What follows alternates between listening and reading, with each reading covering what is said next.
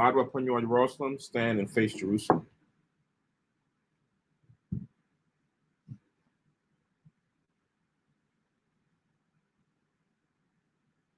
Blessing of the feast of first fruits. Barakatah Yahweh, Bahasham Yahweh Shai, Asherah, Natalanawa, Khan, Gilwum, Bakawarium, Bashalawam, Gowada, Aman. Blessed are you, Yahweh, in the name of Yahweh Shai, that gives us the feast of the days of first fruits. Should have just but yeah, feast of first fruits and peace. Thank you, so be it.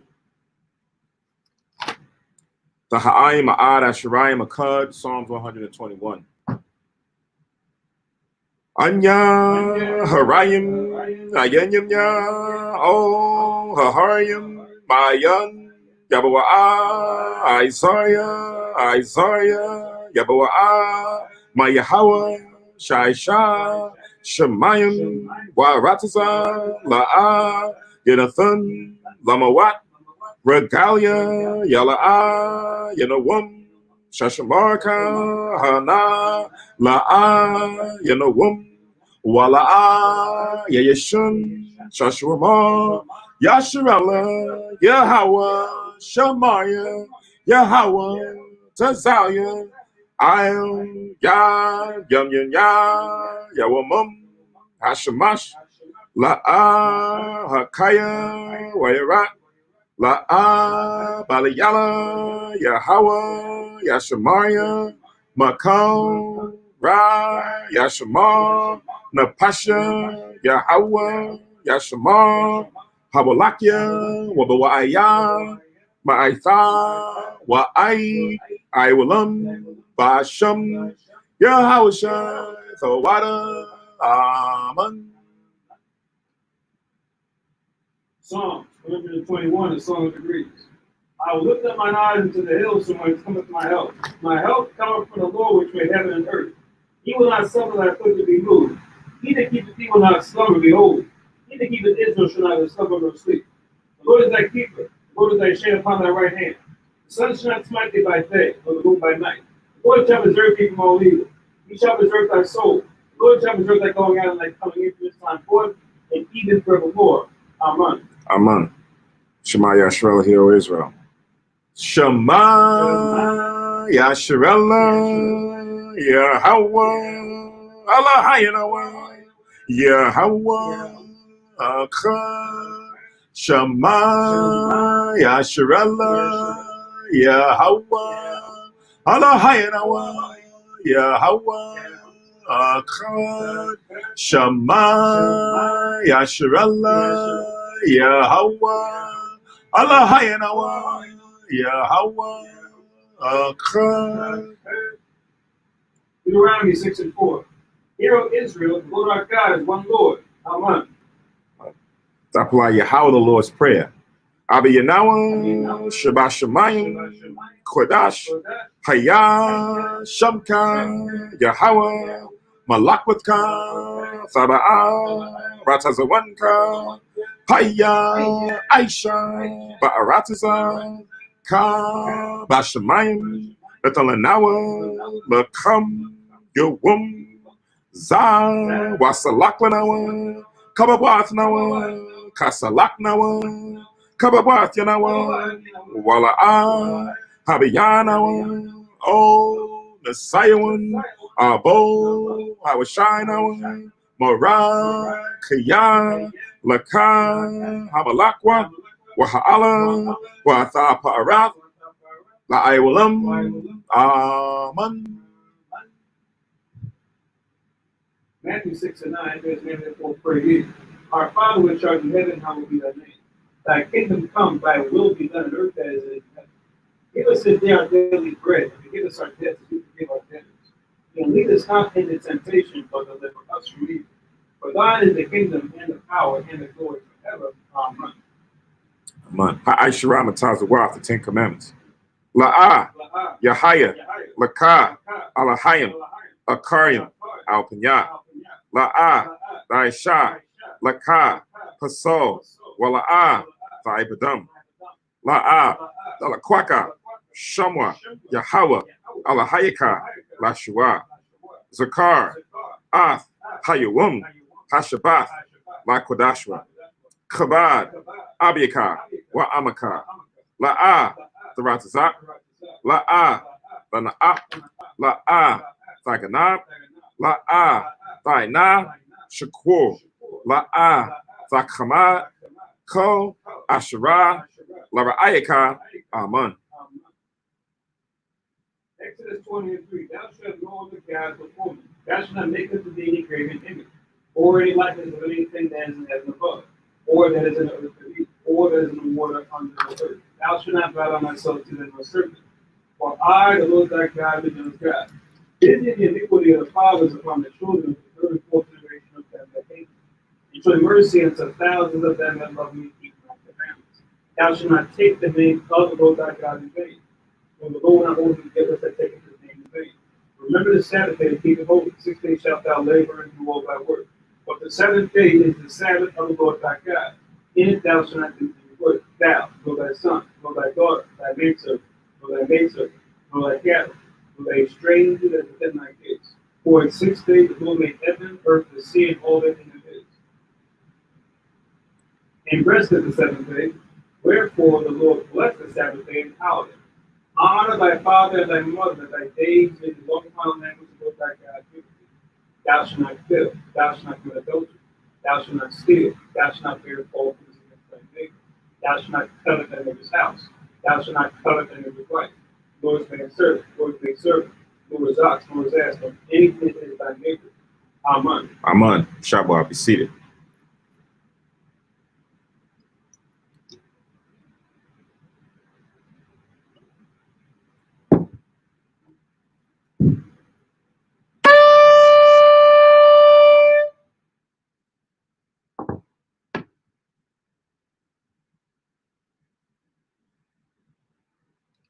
I was on mute.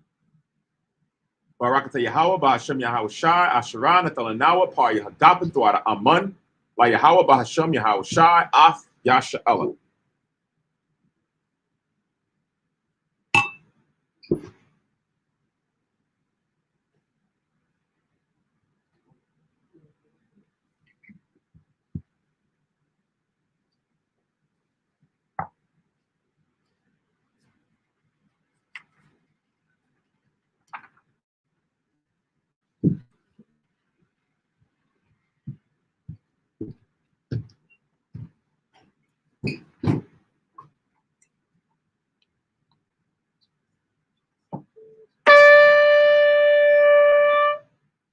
I Madra upon you, Jerusalem, stand and face Jerusalem.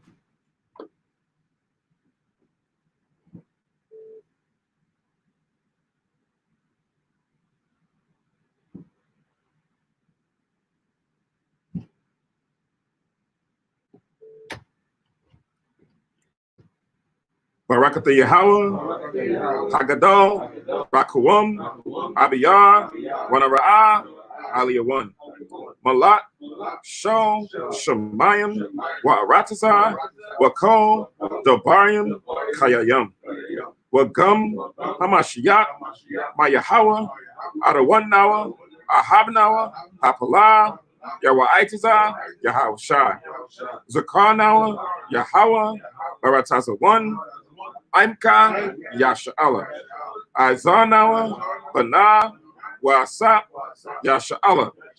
Oh, Nawa, Jum, Aitha, Kayawumyum, Makwadam, Baba Kusha, Shalat, Mayaka Allah, Watazawadat, Alahayim, La, Maganawa, Rapanawa, Washamar, Alnawa, Baikwar, Shalat, Haroka, Sho, Yahweh Shai, Lanawa, Lalamanawa, Rabium, Kakama, Tabawana, Wada'ith, Shaw, Dabarka, Bahasham, Yahweh Shai, Thawada, from Yad, Waiwalam, Aman.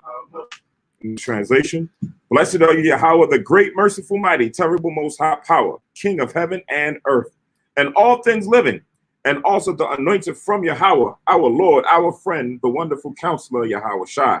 Remember us, Yahweh, favorably, your people Israel. Help us build and gather Israel. Most High, we beg you, right now, like the days of old. Please send Michael and the righteous powers to protect us, heal us, and watch over us. Mainly send the spirit of Yahweh Shai to us to teach us much wisdom, knowledge, and understanding of thy word. The name of Yahweh Shai, thank you always and forever, so be it. Blessed are you, Yahweh, in the name of Yahweh Shai that gives to us the law. Barakatah Yahweh, Bahashem Yahweh Shai, Asherah, Athalanawa, Hathawara. Blessed are you, Yahweh, in the name of Yahweh Shai that gives to us light to see. Barakatah Yahweh, Bahashem Yahweh Shai, Asherah, Athalanawa, War, Marawa. Blessed are you, Yahweh, in the name of Yahweh Shai that gives to us the ram's horn to call the people. Barakatah Yahweh, Bahashem Yahweh Shai, Asherah, Athalanawa, Korun, Ha'ayol, Makorah, Ha'ain. Shabbat. See.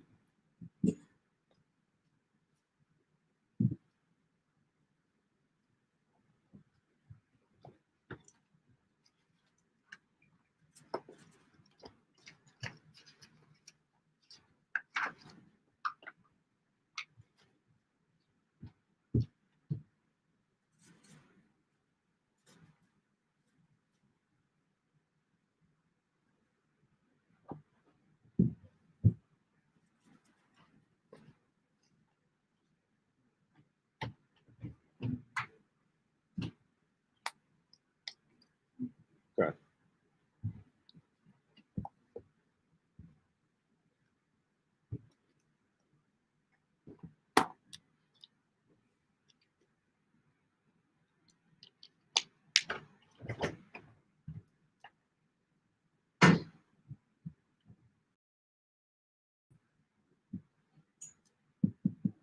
Right. Shalom, shalom. Peace and blessings to the brothers and sisters out there listening, watching, and those Akim that's here present. Happy feast of the first fruits, or Shar Bakawarium, right? First fruits. Happy first fruits. Happy first fruits. This is, again, one of those main holy days of the Most High. All males must appear in some form of fashion to worship before the Most High. This is his special day that he's called us to come before him, provide our offerings, peace offerings, all different types of things that we want to provide before him on his day, right? So this is the Feast of the First Fruits, also known as the Feast of the 7 Weeks, also known as the Feast of the Weeks, also known as Pentecost, right? So you have all of these different names that has been mentioned throughout the Bible to reference this holy day, all right? So we're not going to spend too much time on dialogue because we want to, try to make sure we get through scriptures so that we can also have enough time to feast and have a good time as well before brothers got to break out at 2, 3 o'clock or whatever in the morning. It seems like we never have enough time. It seems like we always running out of time when we fellowshipping. So we want to jump into the scriptures. There's a few that we want to get through tonight. We usually always have dialogue and commentary. So let's jump in. This is Deuteronomy 26 chapter.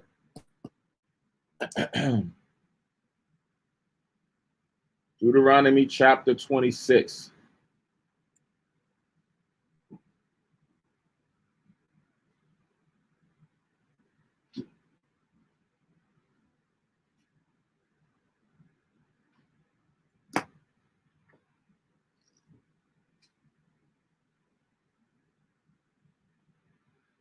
All right, so Deuteronomy chapter 26 and verse 1, if someone can read that, Baba Kushah.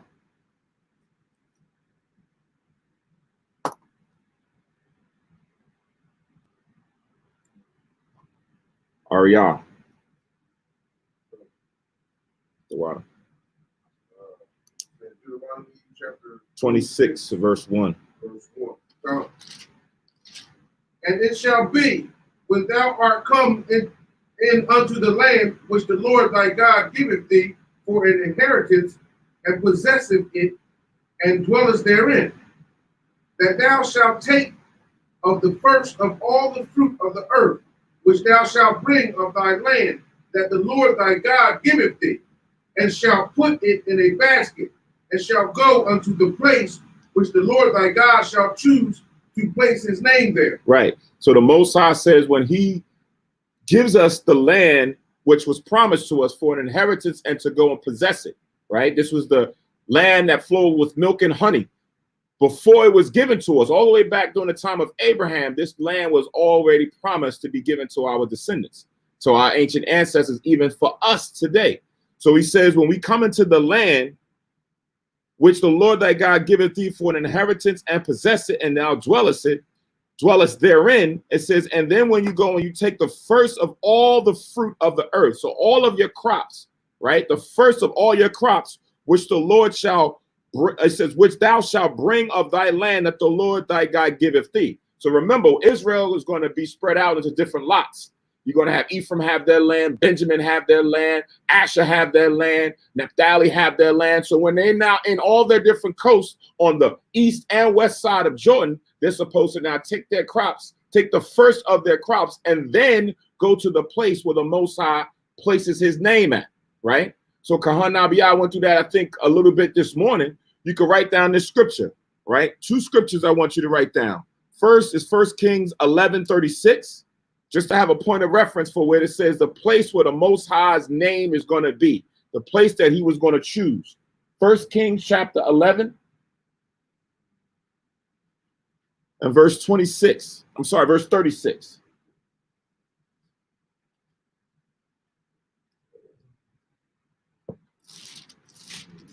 Come on.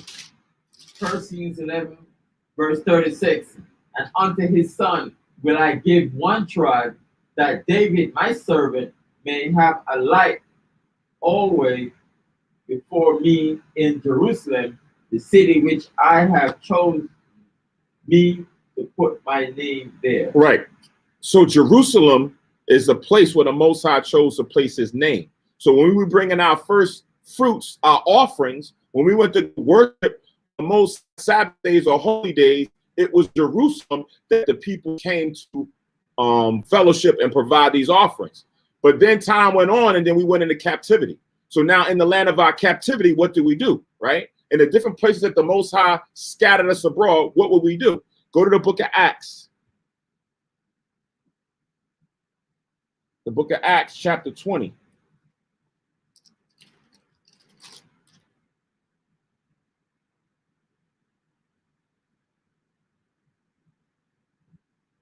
In verse 6.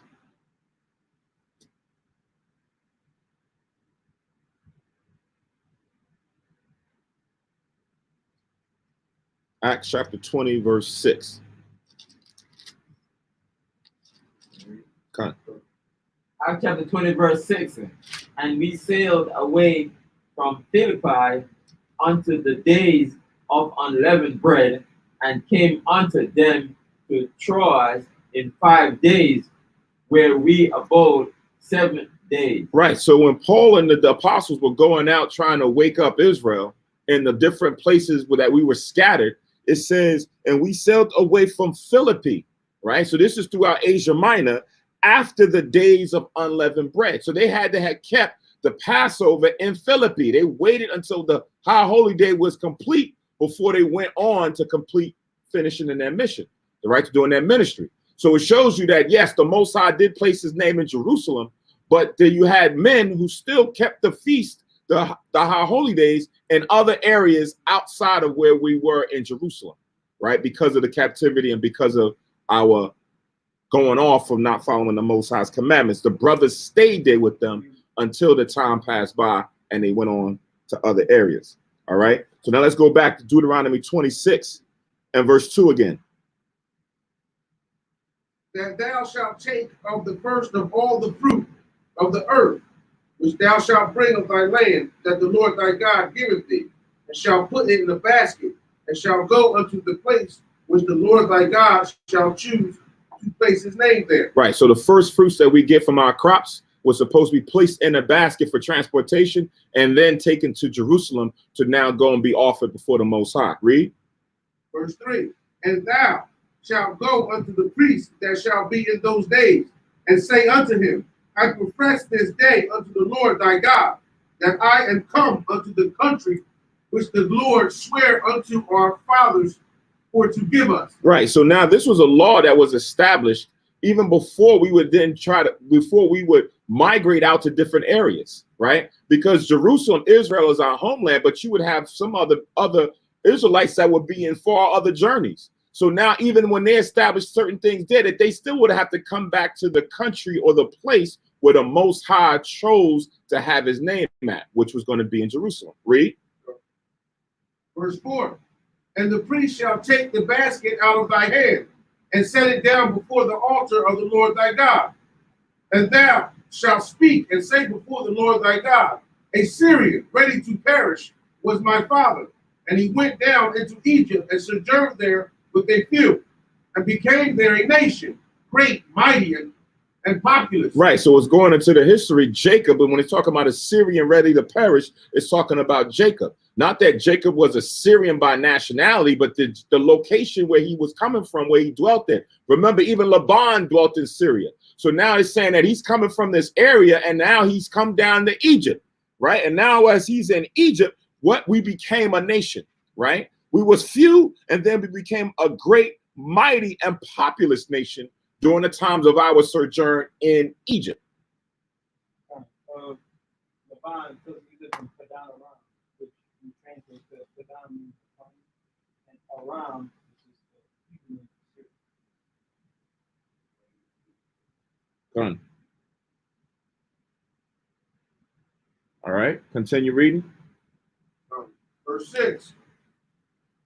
And the Egyptians evil entreated us, and afflicted us, and laid upon us hard bondage. Mm-hmm. And when we cried unto the Lord God of our fathers, the Lord heard our voice, and looked on our affliction, and our labor, and our oppression. Mm-hmm. And the Lord brought us forth out of Egypt with a mighty hand, and with outstretched arms, and with great terribleness, Mm-hmm. and with signs, and with wonders. Mm-hmm. And he hath brought us into this place, and have given us this land, even a land that floweth with milk and honey. Right. So now the reason why it goes backwards. So when we before became into Egypt, and then when our ancestors dwelt in Egypt, when we became a nation, and then when we went into captivity, because now the Most High fulfilled his promise by delivering us. And now he's brought us into a better situation. Now we got our own land.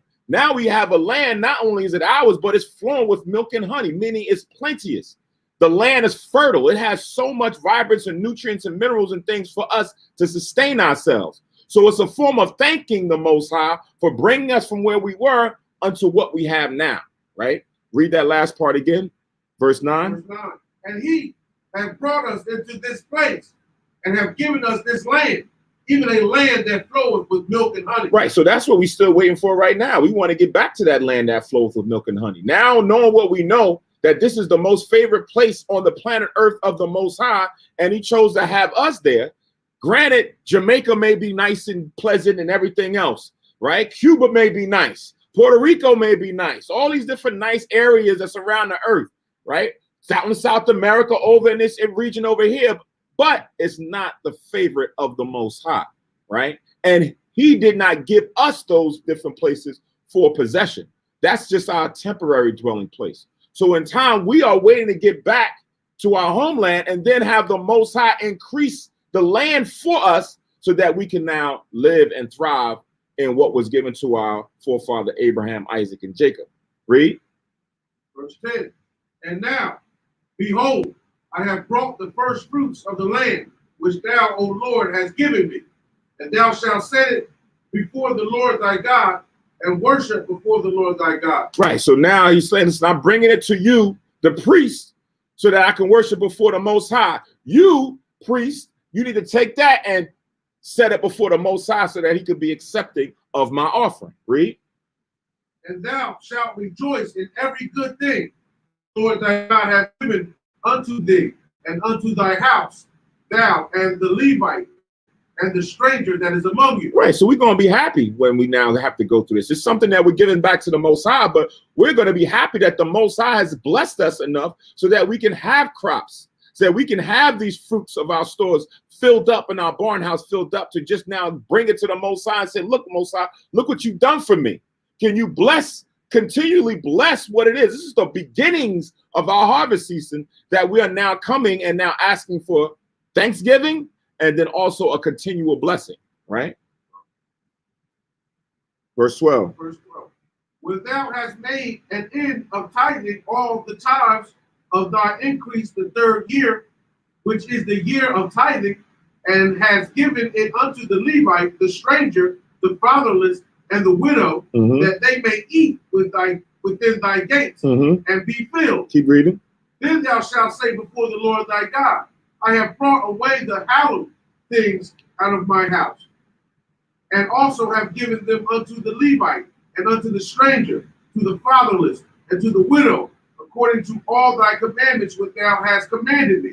I have not transgressed thy commandments, neither have I forgotten them. Right. So while we just talked about this earlier in Sabbath service when Kahan Nabiyah was going through it, as far as for the Most High don't want gifts that's corrupt, right? So this is like a gift that's corrupt. If you are not keeping the Most High's commandments, you defiling your neighbor, you're robbing from the poor, you're doing all these things, but you want to now come and bring your first fruits of your crops to be offered before the Most High and blessed. So here it says, when you do that, they say, listen, I have taken of the hollow thing according to the law, and also have given them unto the Levite, unto the stranger, the fatherless, and the widow, according to all thy commandments, which thou hast commanded me. Because this is now how we also provided for them, right? The Levites didn't have an inheritance. So this is how they ate. They took of the first fruits that was given to them by the rest of the tribes. And then the other free will offerings that was given by us was eaten and used by the Levites. But not only them,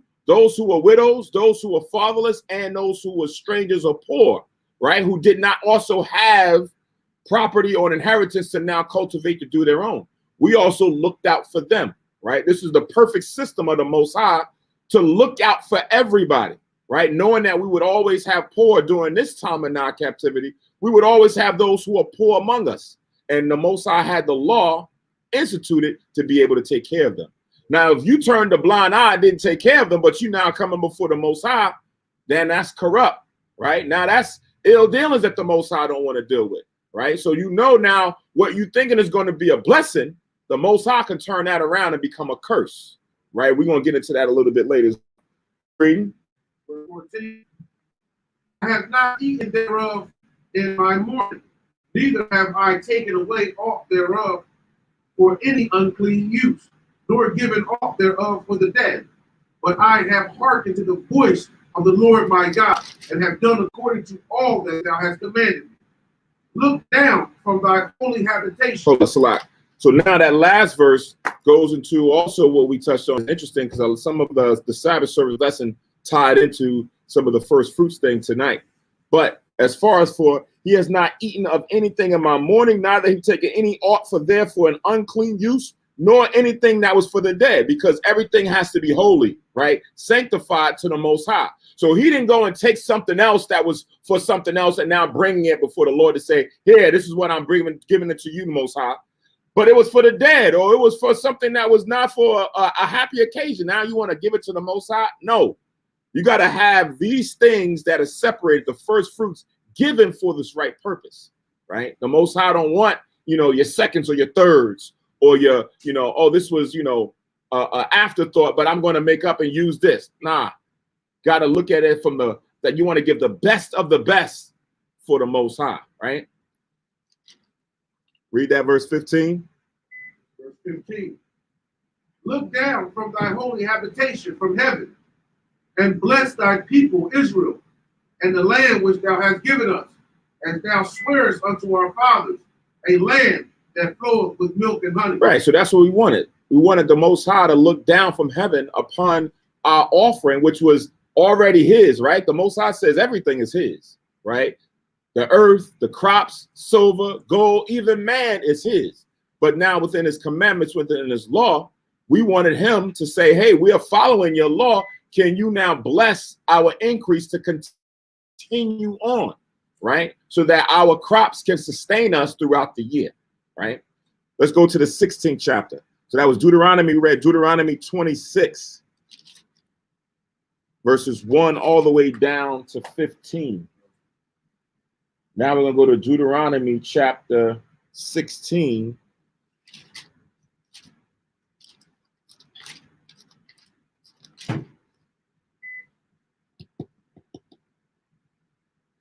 Verses 9 down to 12.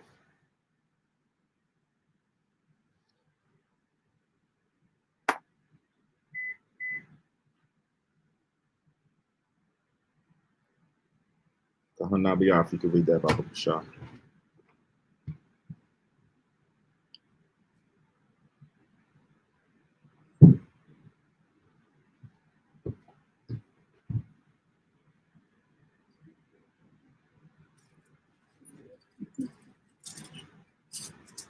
Deuteronomy 16, verse 9.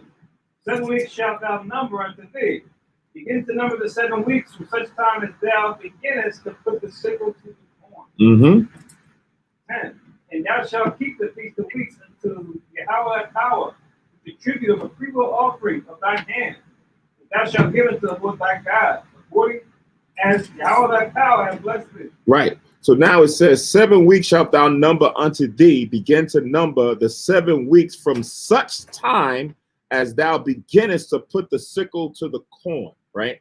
So this is one of those things where when we start looking at the Pentecost or the Feast of the First Fruits, and the brothers or sisters pay attention and notice that you may have different camps who keep the Feast of First Fruits at different occasions, is because you have some that keep it the old traditional way, what we used to do, where we just count right after the Passover, right? As soon as the Passover was done, we count 7 weeks. And then others try to sit based on Farmer's Almanac or wherever the research they get from their time, if they're not farmers, to note when is the harvest when you begin to put the sickle to the corn. That's when you count, right? That's when you begin to count the 7 weeks, right? So the Kahans went and did their due diligence to figure that out based on the harvest season within our region to determine this is when the harvest for the wheat to come in, and we count from that point on, right? 7 weeks. So 7 weeks back, we count it, and now we're at this point now where we're having this convocation where we all come together. All right. So can I read that verse 9 again, Baba Kushan? 7 weeks shalt thou number unto thee. Begin to number the 7 weeks from such time as thou beginnest to put the sickle to the corn. From the time that you put the sickle to the corn. So no other camp, no one could look at any other camp as being off or they wicked because they didn't have it on this date or they had it on another date, right? We all in rehearsal. We're all in rehearsal mode so that we're trying to keep the Most High statutes and commandments to the best of our ability. I know the Most High and the angels are applauding them if they're keeping it according to the season and the time that the Lord had appointed, right? Read on. And thou shalt keep the feast of weeks unto Yahweh thy power, the tribute of a freewill offering of thine hand. Thou shalt give it to Yahweh thy power, according as Yahweh thy power. Right. So now we're supposed to come with a free will offering. This is different from the first fruit offering that we're bringing before the priest so that they can waive it. Right. That's part of the law that you got to do and bring that before the priest so they can waive it to be accepted of you. But this free will offering is another offering that you now provide and bring to the Most High on his day. Right. It's almost like hospitality. It's like you going to someone's having a birthday party or they having a banquet or they having a dinner and you're going over to their house. Hospitality says what? You bring something, right? You don't show up empty, right? You bring a bottle of wine, you bring some cake, a dessert, right? You bring a little, well, sometimes people will call up ahead of time, like, I'm coming through. You need me to bring anything? You need me to make anything? Oh yeah, can you make some macaroni and cheese? I love your macaroni and cheese. Cool, I'm gonna bring my macaroni and cheese. I'm gonna go buy it myself, make it with the ingredients. It ain't gonna cost you nothing. This is gonna be my gift to you for having me over, right? For inviting me over to enjoy this occasion. So in the Most High's occasion, this is what he set up for us to come worship before him. So he says, now when you come before him, you can't come empty. You got to bring a free will offering. And to keep everybody in measure, what we always said going back 20 some odd years, probably even almost 30, because it was set before I came in, that on the high holy days, that each family bring a monetary donation, right? You bring a $200 donation on the Passover, and then the other high holy days was on $100 donation. or whatever it is Most High has blessed you. That's why last precept says, according as the Lord thy God has blessed thee. Right? Because sometimes you might be financially in a strait. You ain't even paid your rent. Right? You're trying to just get gas and get to the location. Right? So you might only be able to now provide $30 or $40 or $5, whatever it is. But if you can provide what has been established by the brothers years ago, then that's accepted of the Most High, right? If you want to go above that, that's fine, right? But the Most High said, when two or more are gathered, there I am in the midst one. So when two brothers or three brothers back then made that decree and everyone said, come, we all kept to that same tradition, right? And that's where we at today. So now let's read on, verse 11. Thou shalt rejoice before Yahweh thy power, thou and thy son and thy daughter and thy manservant and thy maidservant, and the Levite that is within thy gates, and the stranger and the fatherless and the widow that are among you, in the place which Yahweh thy power hath chosen to place his name. Right. So it says we're supposed to rejoice before the Lord thy God, right? So this is a festive, joyous occasion. It shouldn't be something that you should be begrudging, right? It's kind of like a burden for you to come and keep this feast day. It's a burden for you to take the first fruits of your crops that the Most High had already blessed you with to bring it before the priest, right? You shouldn't be coming angry. You shouldn't come with a chip on your shoulder. You should come rejoicing. One of the reasons why we are in the captivity that we're in is because we didn't keep this same honor. Let's go to the 28th chapter. Deuteronomy 28.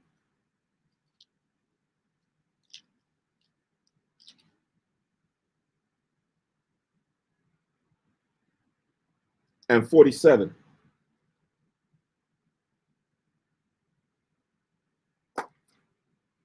Deuteronomy chapter 28 and verse 47. And it reads, it says, because thou servest not the Lord thy God with joyfulness and with gladness of heart for the abundance of all things, the curses of the Most High came on us, where it said, therefore shalt thou serve thy enemies which the Lord shall send against thee in hunger and in thirst and in nakedness and in want of all things. And he shall put a yoke of iron upon thy neck until he had destroyed thee.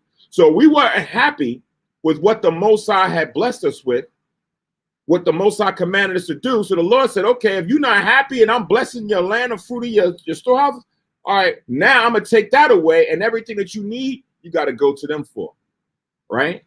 Your crops look all, you go to the supermarket, the fruit look all bruised up and everything else. Yeah, you didn't like it when I gave you nice, good seeded fruits. Right, we was talking about it just a couple days ago. Like, dang, man, it's fine seeded fruits. When we had seeded fruits, we didn't enjoy it. Right now, the Most High says, "I'm gonna let you go to them," and now they taking all the seeded fruits for themselves and giving you all this seedless GMO type stuff. Right, and you're like, man, what the heck? Look at this thing. This thing is huge. When did strawberries get this huge? Right? Then you're getting your meat. The meat, the legs is all. You go to a place and you get a drumstick, a chicken wing, like a whole doggone drumstick, like a turkey wing. Exactly, right?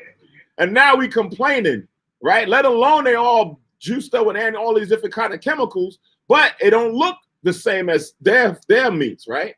It don't look like somebody done hooked it up like somebody in a boxing thing, beating and punching against the meat and look all red and bruised up, and you all flipping through like, nah, not that one, not that one, not that one. Dang, man, everything look all crazy because we didn't come with joyfulness of heart, right?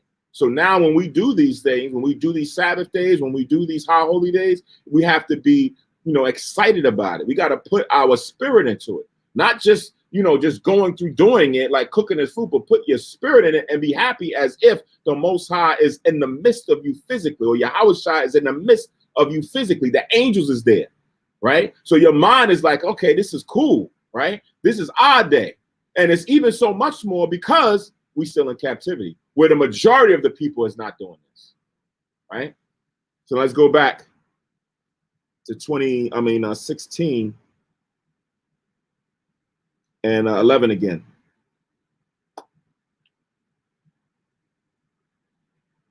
And thou shalt rejoice before the Lord thy God, thou and thy son, and thy daughter, and thy manservant, and thy maidservant, and the Levite that was within thy gates, and the stranger, and the fatherless, and the widow that are among you, in the place which Yahweh thy power has chosen to place his name there. Right. So everybody was going to be happy, man. Everybody was going to be excited about this, especially those who were fatherless and widows, because they knew that based on the Most High blessing the rest of their brethren, right, that they was going to be blessed too through them, right? Them bringing that food, that crops in, them giving those tithes to the poor, that was going to now make them happy. You never seen, sometimes you go out there and you have a sincere brother or sister who needs some food, right? Who actually, listen, can I get some money? Like, what do you need money for? I just need to get something to eat, right? And then you now have someone who's sincere, not wanting to go get drugs, but actually wanting to get something to eat. And you go get them something to eat. The gratitude that they see, that you see in their eyes for you doing that, and they now, oh, bless you, brother. Most High take care of you, this, that, and the third. So now when we are all working in concert together,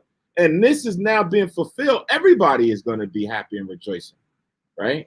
Now we got to consider when we are in this mode, it should be a joyful thing. Why? Read the next verse.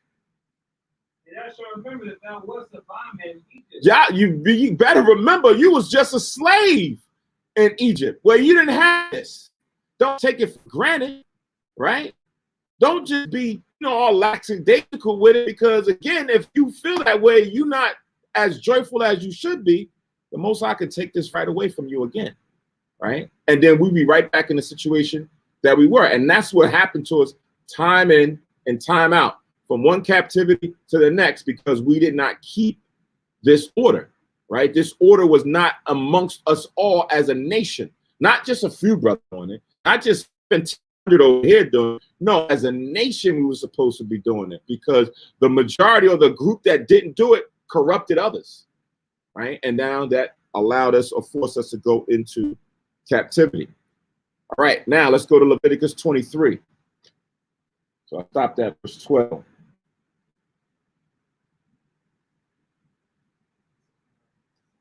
Goes back and talking about 80,000 cows.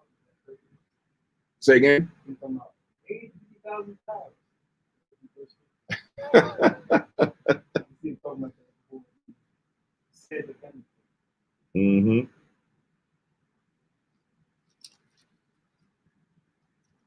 So Leviticus chapter 23 and verse 9. Yahweh Kanan, if you could read that Bible, Shah.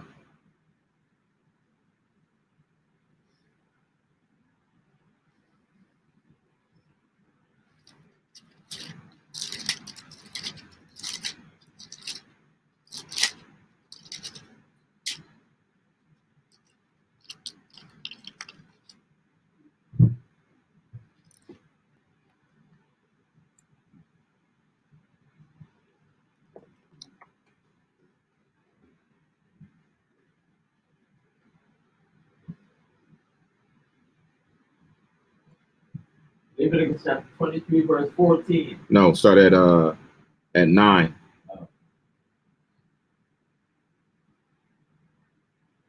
Leviticus chapter 23, verse 9.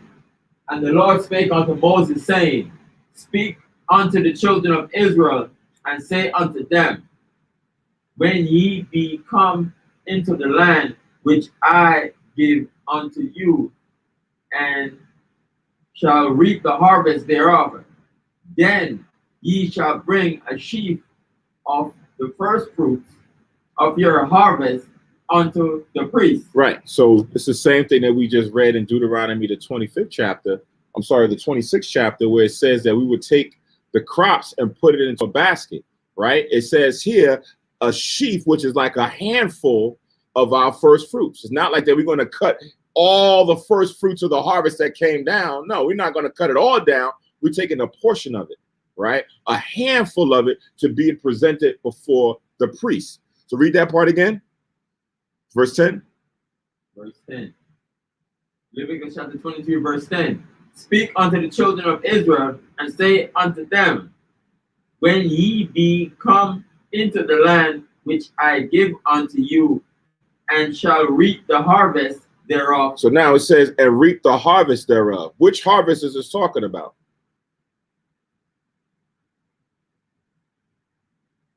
Which harvest is this talking about? Because we already had a harvest, right? What was the first harvest that we had? Was what? The barley? With the barley harvest during the time of the Passover, right? So now when it talks about when you reap the harvest, it's just not talking about any harvest. There's a particular specific harvest that the Most High is referencing to when it pertains to us now going and reaping the harvest. Which harvest is that?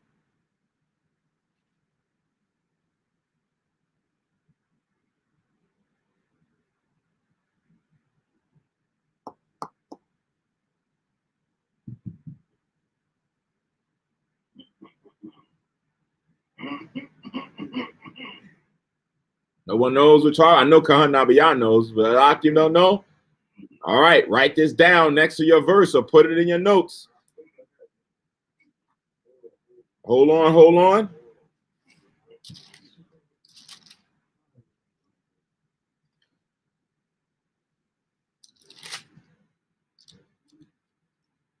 Huh? Barley? The barley first. Exodus chapter 34 and verse 22. Exodus chapter 34 and verse 22.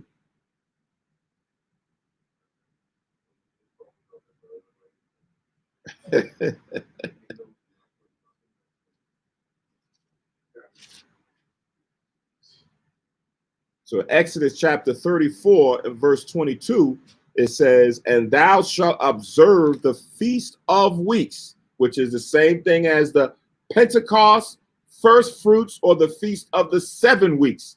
This is what it's referring to. It says of the first fruits of wheat harvest, right? Because you have different harvests throughout the year, right? You got a fig or what we did with the grapes and things of that nature. Now you got the wheat with the corn and things, and we got the barley. So there's different types of harvests that we have throughout the year. It would be good sometimes to go and just do a research and look at from the beginning of our harvest seasons to the end, right? The end of our harvest season is when?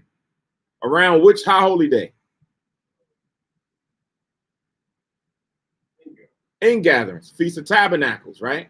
That's the end of our season because we're now about to go into the winter months. So now it would be good to go and just check out the different crops and fruits of our land that comes in from the beginning until the time of the tabernacles or ingatherings. That way you'll see, when things are in season. It's like we was talking in a group chat and somebody was like, yeah, I don't even know if the watermelons is in season because watermelon technically should not be in season all year round. But in the supermarkets, you can go and find seedless watermelons all year round. I don't know why, because, they don't need seeds, right? They could just make them in the labs, right? Or just make them in these different places and without the natural way of creating the fruits. But here, the Most High is specifically talking about the wheat harvest, right? All right, so let's go back. Leviticus 29 and 10 again.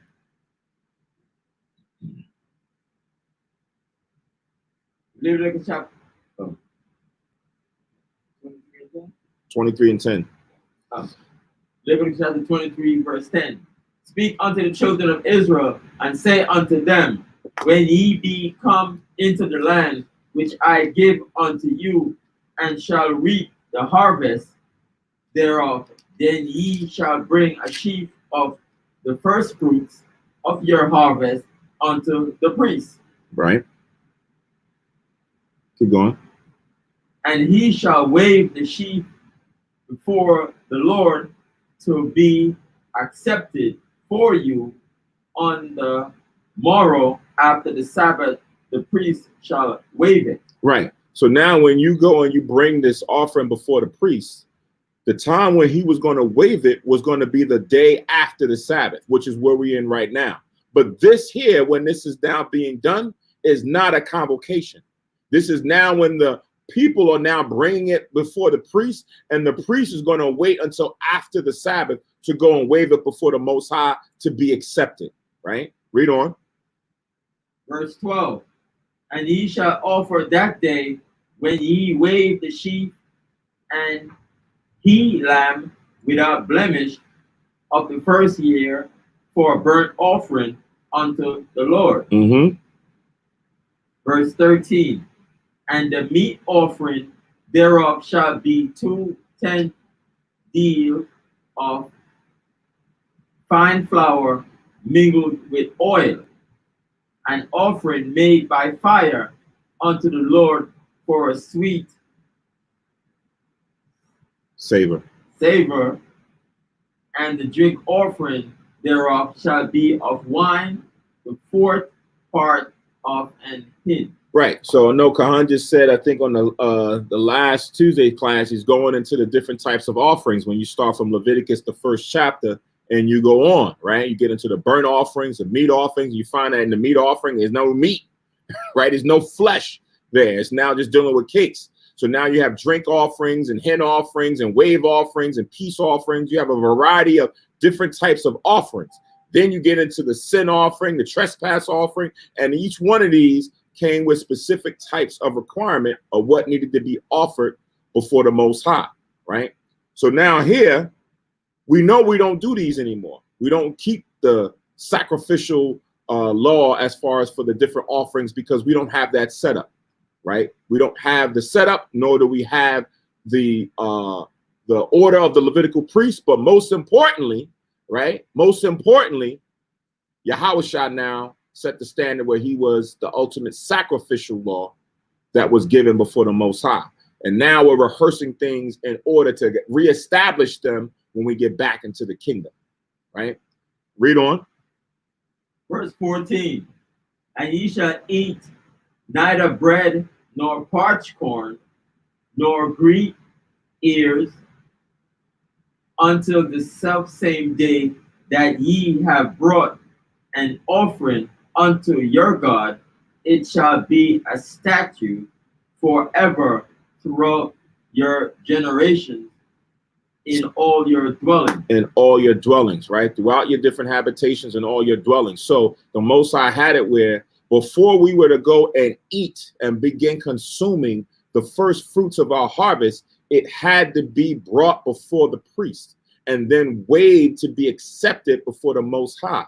It says we are not supposed to eat any bread, right? So we couldn't take anything of the wheat and start making bread, leavened or unleavened, right? It says nor parched corn. So what's parched corn? What's parched corn?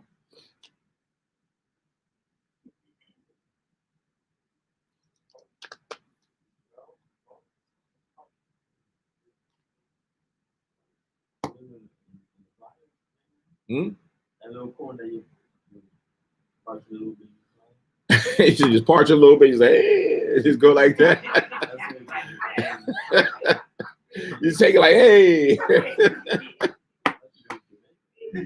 As they do, just take the little corn, like a raw corn, and just put it there for like 1 second. Hey, and then take it out. A little bit, like what, 10 seconds, 5 seconds? Right. So the parched corn was a way of now preserving the corn, right? So that you can have it for a long while. So you go and cook it a bit, and then now you can preserve and have it for a period of time, right? Watch this. Go to the book of Joshua. Go to the book of Joshua, the 5th chapter.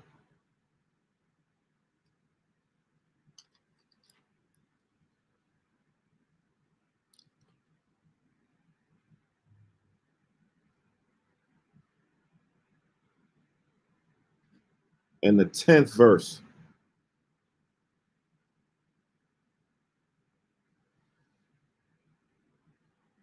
Joshua chapter 5, verse 10. Let me know when everybody got it.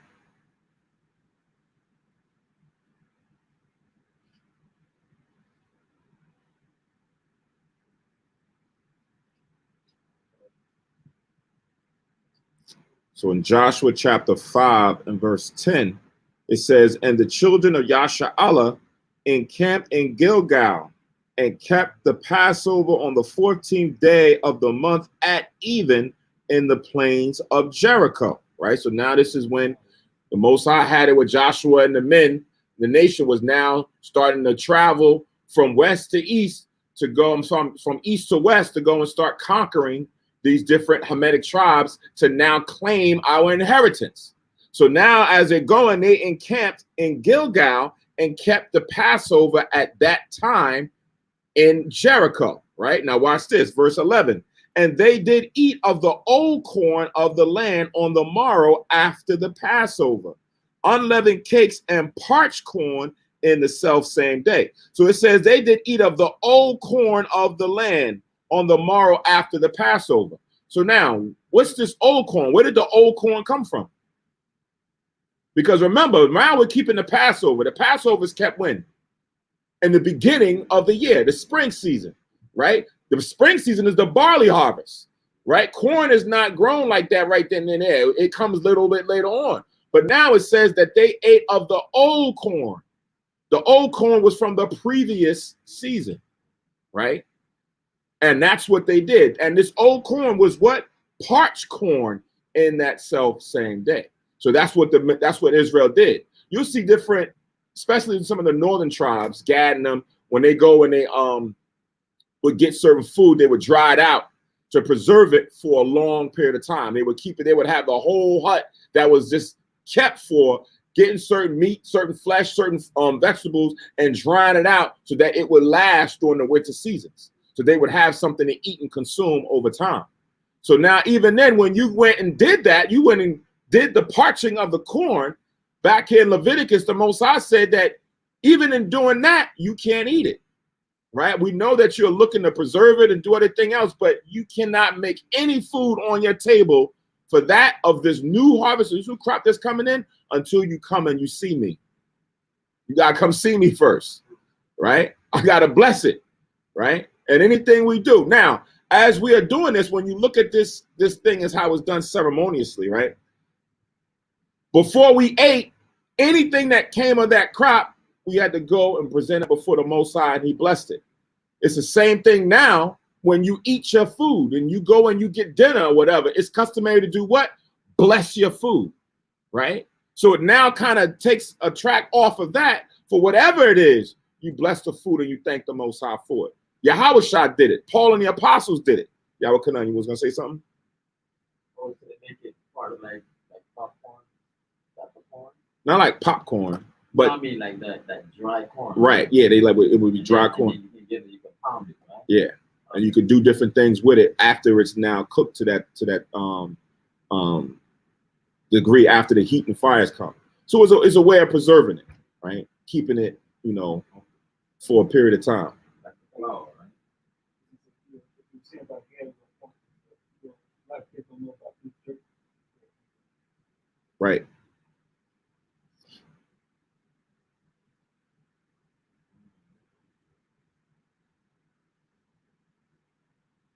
All right, so let's go back to Leviticus 23.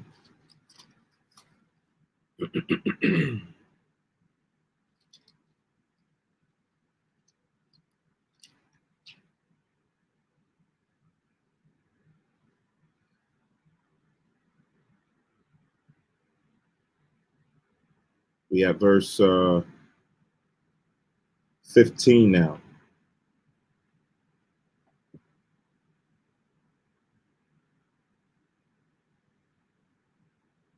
You shall count unto you from the morrow after the Sabbath, from the day that he brought the sheep of the wave off. I think Yahweh Kanan was reading, right? Yeah.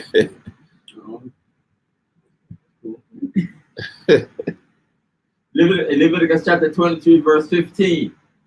And he shall count unto you from the morrow after the Sabbath, from the day that he brought the sheep of the wave offering.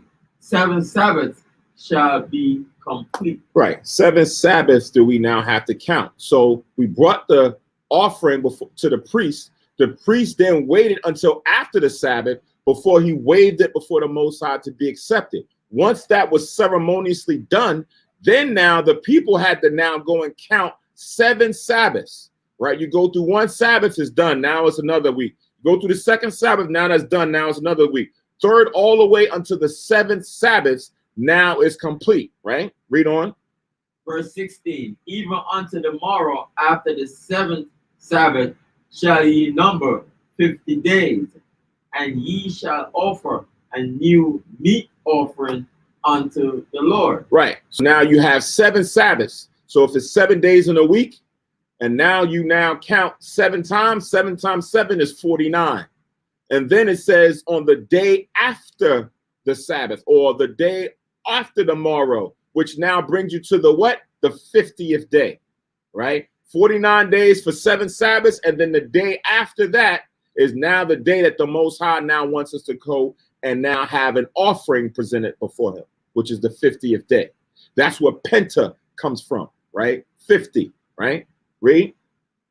Verse 17, ye shall bring out of your habitation 2 wave loaves of 2 tent deals. They shall be of fine flour, they shall be baken with leaven. They are the first fruits unto the Lord. Right. So here on this offering, different from the Passover where we had unleavened bread, now the Most High says on the Feast of First Fruits for quote unquote Pentecost, it had to have leaven in it, right? Because now it's nothing that was saying that actual leavened bread was wicked, or that unleavened bread was that much. It's just what the Most High requires on those days, right? Because now if you came and you made an unleavened cake, think like, nah, Most High had a high holy day. For 7 days we ate unleavened bread. And then it comes on the first fruits and you bring an unleavened cake for the offering for the Pentecost. Now you just sinned. Now you just violated the law, because the Most High didn't ask for unleavened bread on the first fruits. He asked for leavened bread, right? Like Khan mentioned during the Sabbath service, it's all about obedience. You got to obey. It's not about the sacrifice. It's about making sure that you can follow to the detail of what the Most High is asking. You can't go out of your way and think you're going to, impress the Most High by doing something that he didn't want to be done.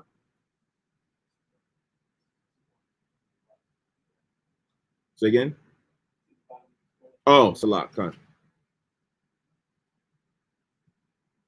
Khan. All right. All right. So let's go back. Verse 18. Verse 18.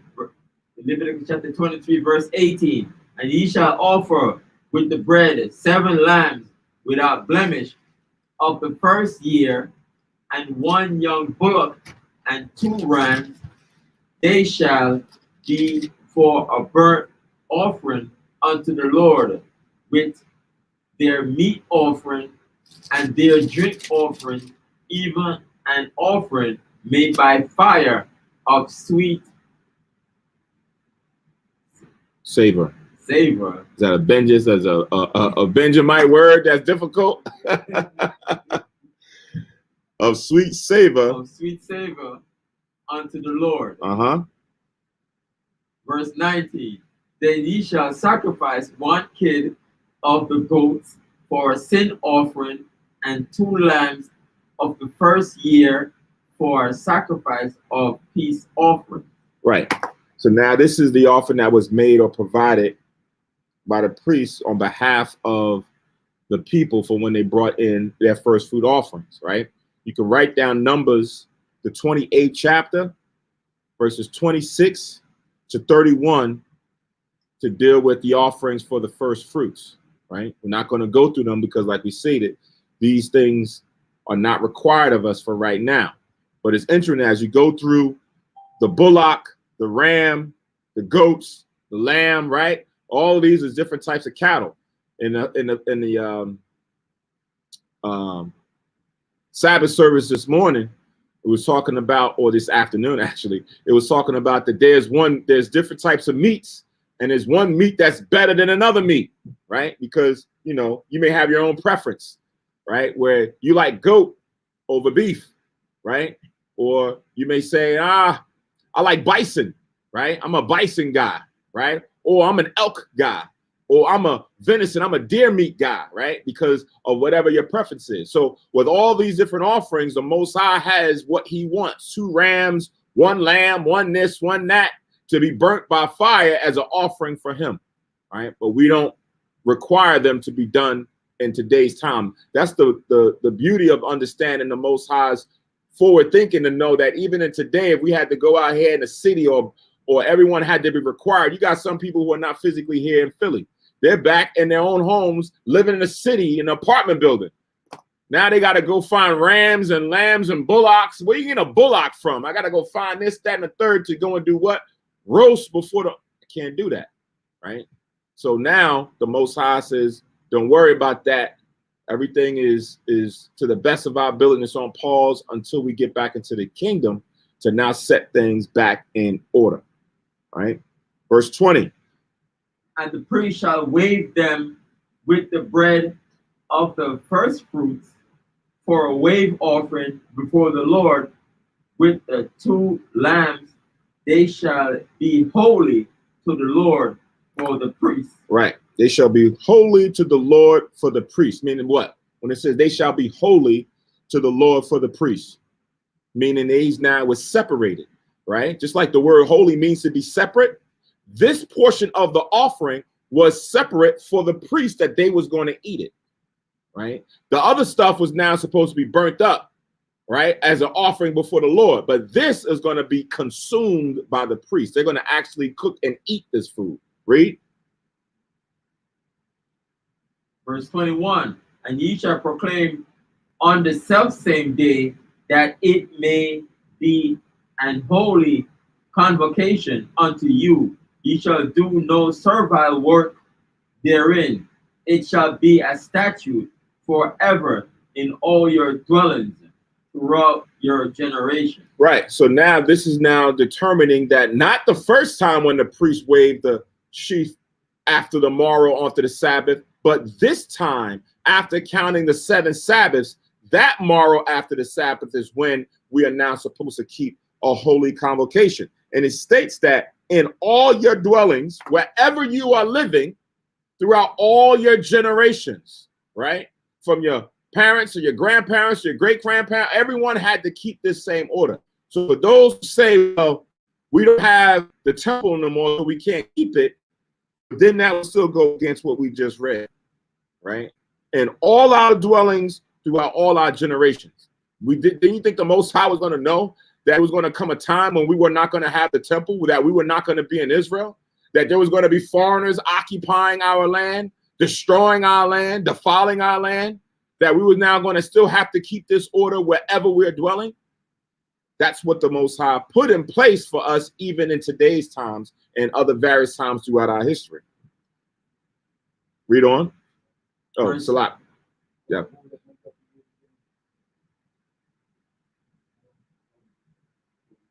Numbers chapter 28, verses 26-31.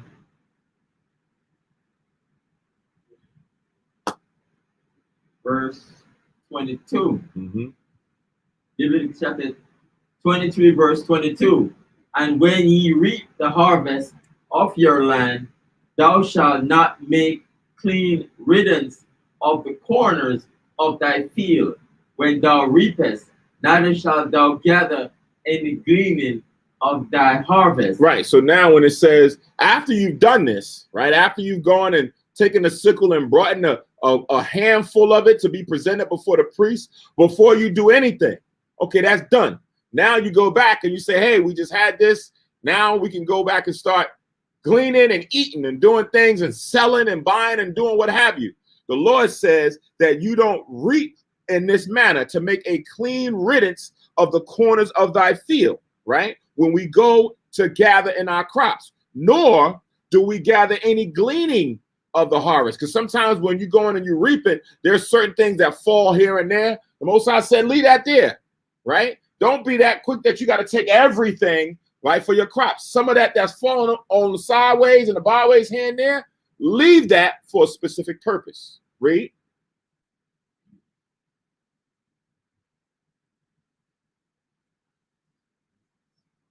Verse. Use that 22. Verse 22. And when ye reap the harvest of your land, thou shalt not make clean riddance of the corners of thy field when thou reapest, neither shalt thou gather any gleaning of thy harvest. Thou shalt leave them unto the poor and to the stranger.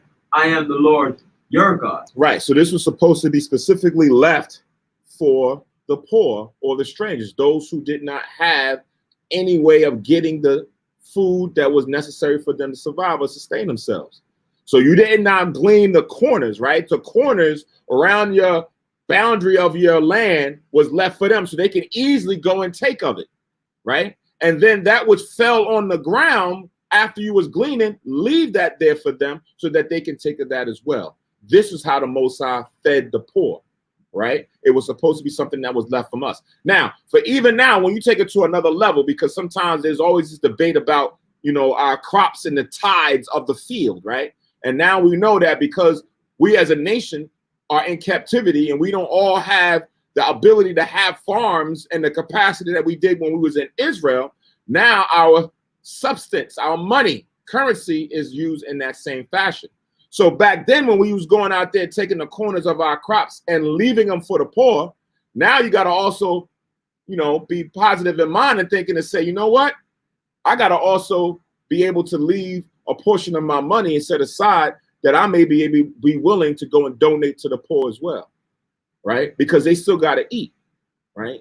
They may not have that physical crop. So you may say, hey, you know, I give a portion of a tenth of my money to the Most High.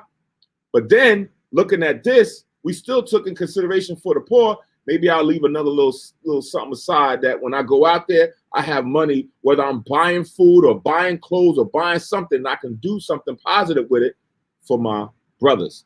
Those who, you know, those are who are sincere. Because like I said, sometimes the Most High tells you in the Apocrypha, know to whom thou doest good to, or who doest well to. When you got some brothers, I was in the store, I was over in the Crown Fried I think it was last week, and I go in and the brother's asking me for money, right? No, brother's asking me for money. And I was like, well, you need to get something to eat? He said, yeah, nah, right? Like, nah, I don't need nothing from here. I need something from the store, right? Because right around the corner from there is a store, like a dollar store or something like that. So I was like, all right, well, what is it that you need to get? I could get it. He was like, I'm afraid to tell you. That's what he told. I said, well, if you're afraid to tell me, that means you don't need it, right? He was like, nah, I want to go get some cigarettes. But he's in the food store, in the chicken spot, went to go get some cigarettes. I said, nah, I can't help you. He said, see, that's why I didn't want to ask you. I said, nah, brother, I can't give it to you, right? Because now I'm not helping you out. I'm going to now put sin upon you by giving you this money to go and get that. If you needed food, I would have got food. If you went in there to get some merchandise that was going to be beneficial, I could have done that. And man, for the time it took for me to get my food, he was coming at me. He's like, that money ain't gonna hurt you, brother. Yeah, it is, brother. Yeah, it is. That's little money. That ain't nothing here, right? I said to brother, the cigarettes is not something that you need to defy your temple with. Listen, I'm smoking it. You ain't smoking it. Then after a while, he kind of had a change of heart. He was like, yeah, you know, I understand I should try to get off and stop smoking. I am going to stop smoking, but not today. Today, I need to get. And I was like, brother, don't be mad at me. I'm here to help you out. I can't give you that money, right? So that's the same thing where if we don't have the ability to do it this way, you can still do it other ways. But, use your wit to be able to decipher between what brothers or sisters, because I had a sister do the same thing, right? I was out. She said, I needed food. I said, I can take you to get the food. Get in the car. Let's go. She said, nah, I can go by myself. I said, but I'm not just going to give you any kind of money. I'm going to now take you to get what you need to eat. She's like, nah. I said, so wait, you're going to tell me you need food. I'm willing to take you to get the food. What you want to eat? First she said Pizza Hut. Pizza Hut was right there. I said, okay, we can walk in. No, I don't want Pizza Hut. I want McDonald's. I said, okay, I'll take you to get McDonald's. No, I can go by myself. I said, okay, I can meet you there. If you don't want to, I can meet you there. No problem. She said, no. I said, you don't want no food. You want to take that money to go do something else. So in that case, I can't help you out, right? But in this case, when you have people who are real honest and sincere, you'll see it right off the gate. They don't care. They'll listen, okay, brother, we go there. Whatever it is that you want to give me, I'll take it, right? And then guess what? They're going to be happy. You're going to be happy. Why? Because you just helped your fellow neighbor out, right? Which is a Hebrew woman or a Hebrew man being able to fill them up with food of the blessing that the Most High has given you, right? So read that 22nd verse again. And when ye reap the harvest of your land, thou shalt not make a clean riddance of the corners of thy field when thou reapest, neither shalt thou gather any gleaning of thy harvest. Thou shalt leave them unto the poor and to the stranger. I am the Lord your God. Right.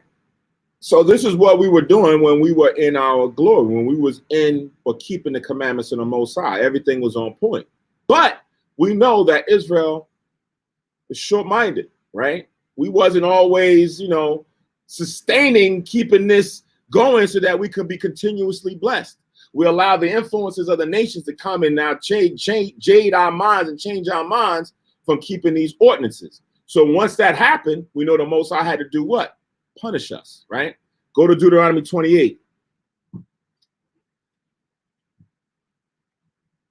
Deuteronomy 28.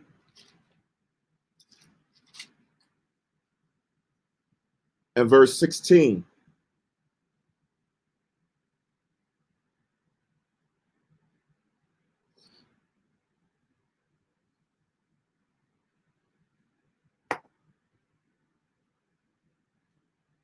So it says in Deuteronomy 28:16, it says, "Cursed shalt thou be in the city, and cursed shalt thou be in the field," right? So we know that these two verses, these two precepts, I should say, have a variety of different meanings. It's just not talking about crops or jobs or whatever. It's talking about everything.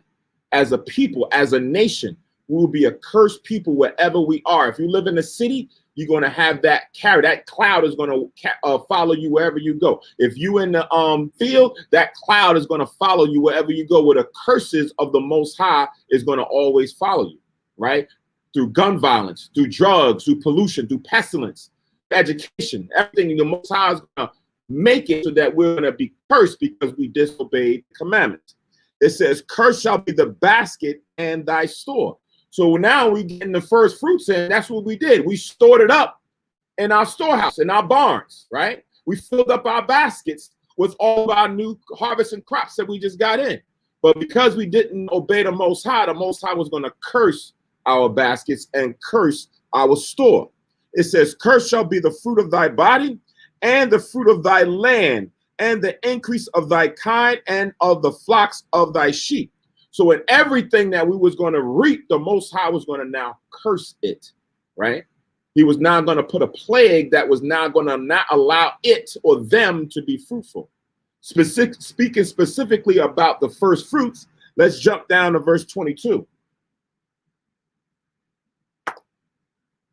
Verse 22 says, "The Lord shall smite thee with a consumption and with a fever and with an inflammation and with an extreme burning," right? So these going through different types of ways the Most High was going to jack us up, right? Through fever. You know how you just catch a regular fever, and then you get a real fever where it's not like you got an illness, some kind of disease or something like that. You got to go to the doctor for. And then there's a extreme burning, right? Now you got something that's about to kill you, right? You know how some people just catch something and the fever is spiked, and then all of a sudden their body feel like you're on fire, and then you die.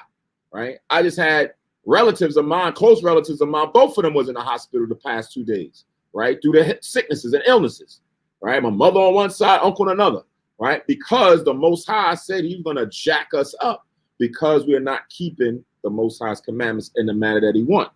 Then it says, "and with the sword." So we know the sword is going to be any mainstream way that the Most High is going to allow the nations or even ourselves to take each other out. Whether it be a blade, whether it be a gun, a knife, a bat, a stick, whatever, we would use these measurements to kill each other because of the lack of knowledge and understanding. Then it says, "and with blasting and with mildew, and they shall pursue thee until thou perish." So now it says one of the other curses here, this was a physical to our body, right? As far as for the illness that was going to come as like a pestilence or a plague on us. Then it says, and with blasting, right? What is it talking about when it says, and with blasting? And with mildew, right? What's the blasting?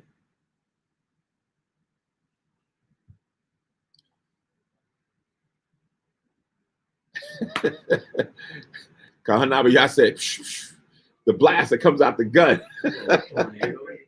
Huh? Dust bowl or something? Like a dust bowl.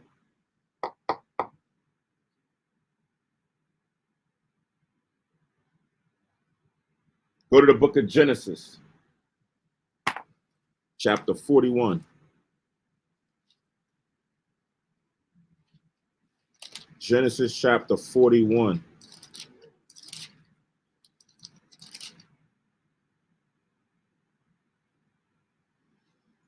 And verse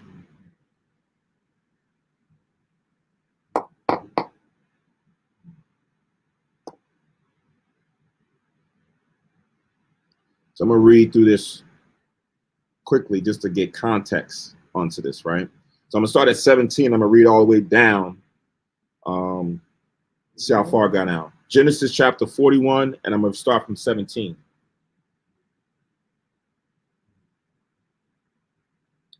So it says, Genesis chapter 41, 17. It says, and Pharaoh said unto Joseph, in my dream, behold, I stood upon the bank of the river. And behold, there came up out of the river 7 kine, fat-fleshed and well-favored, and they fed in a meadow. And behold, 7 other kine came up after them, poor and very ill-favored, and lean-fleshed, such as I never saw in all the land of Egypt for badness. And the lean and the ill-favored kind did eat up the first 7 fat kine. And when they had eaten them up, it could not be known that they had eaten them, but they were still ill-favored as at the beginning. So I awoke. So now he's having a dream, and in the dream, he's seeing cattle. He's seeing 7 fat-fleshed, meaning they were well-fed, right? And then he sees another 7 set come up, and these look all feeble, skinny, right? And as the dream goes on, the 7 skinny ones ate the 7 fat ones. But then after they ate it, you would think that they'd be all fat and filled. No, they were still 7 little skinny, little feeble kine or cattle. But he didn't know what it meant. Verse 22, and I saw in my dream, behold, 7 ears came up in one stalk, full and good. And behold, 7 ears, withered thin and blasted with the east wind, sprung up after them. And the thin ears devoured the 7 good ears. And I told this unto the magicians, but there was none that could declare it to me. So, and now it's transitioned from cattle to actual harvest, or the corn or the stalks. So he has 7 good ears, and then he had 7 bad ears. And then the 7 bad ones ate the 7 good ones. Still don't understand what this means. Verse 25. Here's the reason why we came to this, right? And Joseph said unto Pharaoh, the dream of Pharaoh is one. God hath showed Pharaoh what he is about to do. The 7 good kine are 7 years, and the 7 good ears are 7 years. The dream is one. And the 7 thin and ill-favored kine that came up after them are 7 years. And the 7 empty ears blasted with the east wind shall be 7 years of famine, right? So now when it talks about the blasting, it's talking about winds and storms that can destroy your crops, right? So that's what the blasting was signifying. Same thing here. The 7 ears that came up that was feeble, they blasted and destroyed the good ones, right? So the Most High can now send a plague of famine, and the famine can come by drought, or the famine could come by storms and wipe out your whole crops. So you know now when you see this, sometimes you'll see this then in Florida or in the South where you have a lot of farmland, when they have a storm or whatever and it wipes out and floods it, everybody's on notice. Because now what that means that the food that you was getting in your Acme's and your Pathmarks and all of that ain't going to be on the shelf as plentiful as it was before. So now when the supply is high, when the demand is high and the supply is low, what happens? The prices go up. right? And not only do the prices go up, but people start hoarding, right? People start going and buying up a whole bunch because they know they may not get it the next day, right? So the Most High now can jack up a nation through famine by using the lack of water or by using storms to come and destroy the crops. Or he can do it other ways, right? Let's go back to Deuteronomy 28 and 22.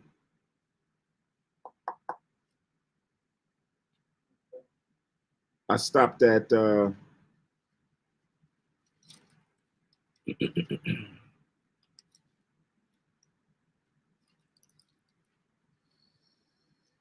stopped at 27. And as you read on in the storyline, it's just going into how the Most High was going to give 7 good years of crops, and then after that, it was going to be 7 years of famine, right? So now going back to Deuteronomy 28:22, it says, "And the Lord shall smite thee with a consumption and with a fever and with an inflammation and with an extreme burning and with the sword and with blasting," meaning different types of storms and winds that can come and destroy your crops. It says, "and with mildew." What's mildew?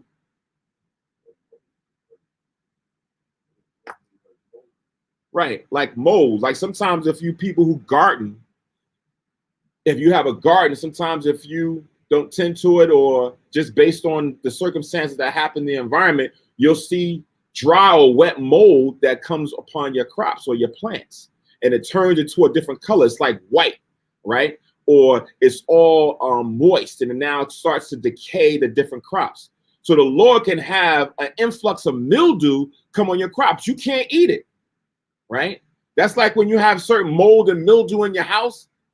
That's not healthy or congruent for you to even breathe in, let alone that stuff comes on your crops and you eat it, right? Then you get sick, right? Then you get illnesses inside your body when you are now, you kind of know in the straight and you're forced to do that, you're going to be jacked up.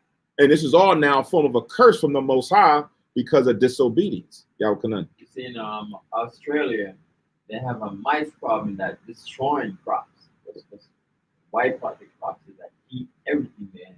I had that actually. I don't know if I still have it.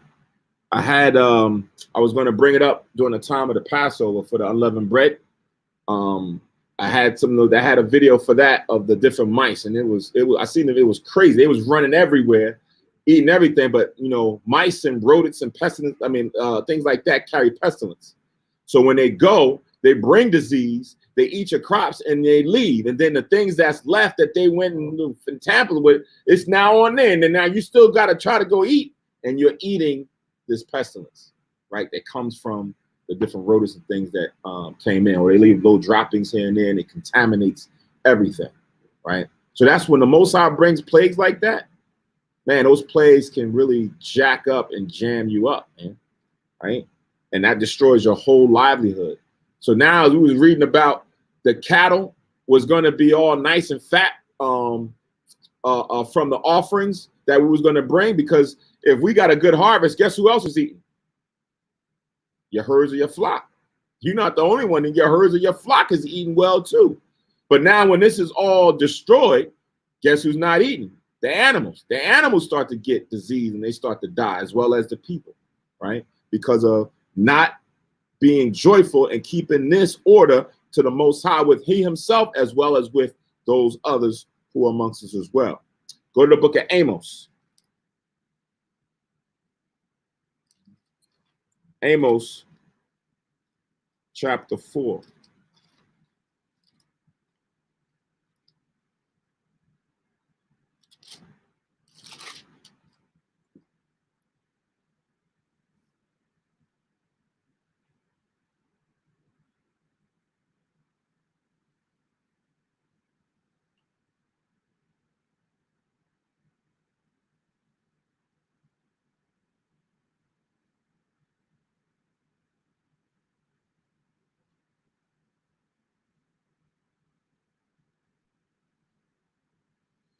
All right, go to Amos chapter 4.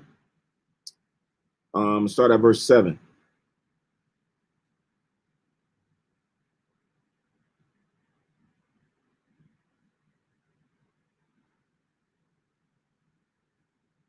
So Reed said, also I have withholden the rain from you when there were yet 3 months to the harvest, and I caused it to rain upon one city, and caused it not to rain upon another city.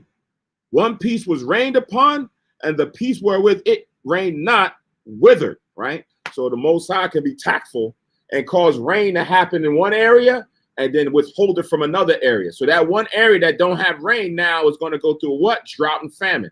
What do they have to do? They have to do the same thing that our forefather Jacob and the rest of them did during the time of Egypt. They had to leave where they were and then go down to Egypt to go find food and drink, right? Verse 8, it says, so 2 or 3 cities wandered unto one city to drink water, but they were not satisfied. Yet have ye not returned unto me, saith Yahweh. So the Lord does this in order for you to recognize the error in your way, to now repent and come back to him. But a lot of times people don't see, they don't consider that it's the Most High that's doing this, that you should repent and come back to the Father, right? Other times we want to go into other reasons why this is happening. You want to go into other philosophies and doctrines and cater to man's wisdom instead of the Most High, right? And it's just not that he's doing it and you don't know. The Most High will send out prophets to warn you, to notify you, to let you know that this is the reason why it's happening. But like it says in Isaiah 42, they don't consider, right?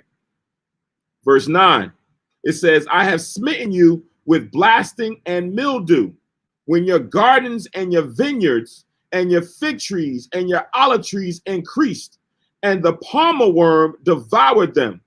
Yet have you not returned unto me, saith the Lord. So now we read about the blastings, that how the Most High can destroy your crops. Then you also read about the mildew, right? The moisture things that now can go and destroy your crops. Then he says that he could send the palmer worm to devour them, right? So now the Lord is having insects can go and now get up into your crops and destroy and eat everything. This is what we see with the locusts. I wanted to show the video, but I don't think it's gonna go through real good to show this video. But this year, forget what country it was, they had an influx of locusts, right? Right. Was that was it? I don't think it was there. It was in East, yeah, it was over in East Africa, but yeah, it was in that region. But it didn't tell me exactly. But they had a big influx of locusts. They said that the amount of locusts that was in that area consumed in one day what New York City and California, 2 states as a whole, would consume in a day. That's how locusts eat. And when you look at they are like that big and they eat continuously. And it's like an army, like they cover the crops and they just keep eating and eating and eating. And once they're done, they go and they find somewhere else. And they can eat multiple times their body weight, just consuming, just eating and eating. And you think that they would be gorged and just like, but the Most High has a spirit in them. When he wants them to now perform his will and his duty, they'll wipe out and ravish a whole plantation. And they could do it in a matter of hours, right? Something that may take man, months to go and consume all of the food that comes from the crops. The Most High can send locusts and they can devour it within hours, right? Or he can, like he said, he can now just do the wind, the blasting, the storms, withhold water, or he can put pestilence there, right?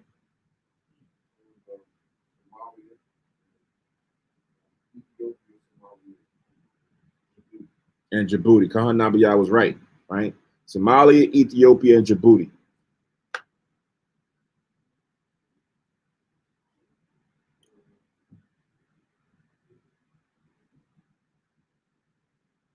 I'm gonna read one more and then jump. I'm gonna go to Joel. So this is verse 10. I have sent among you the pestilence after the manner of Egypt. Your young men have I slain with the sword, and I have taken away your horses, and I have made the stink of your camps to come up unto your nostrils. Yet have ye not returned unto me, saith Yahweh, right? So the Lord can now have it affect even our animals, and then he can cause a stench to come up from amongst the areas that is now where you walk and you go through the camps, you go through our different areas, is a smell that the Most High now has allowed to fester and come through, right? So it's just not you don't have these things, now there's a stench, right? Go to the book of Joel.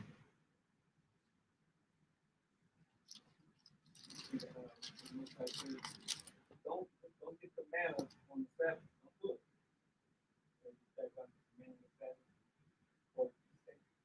Mm-hmm.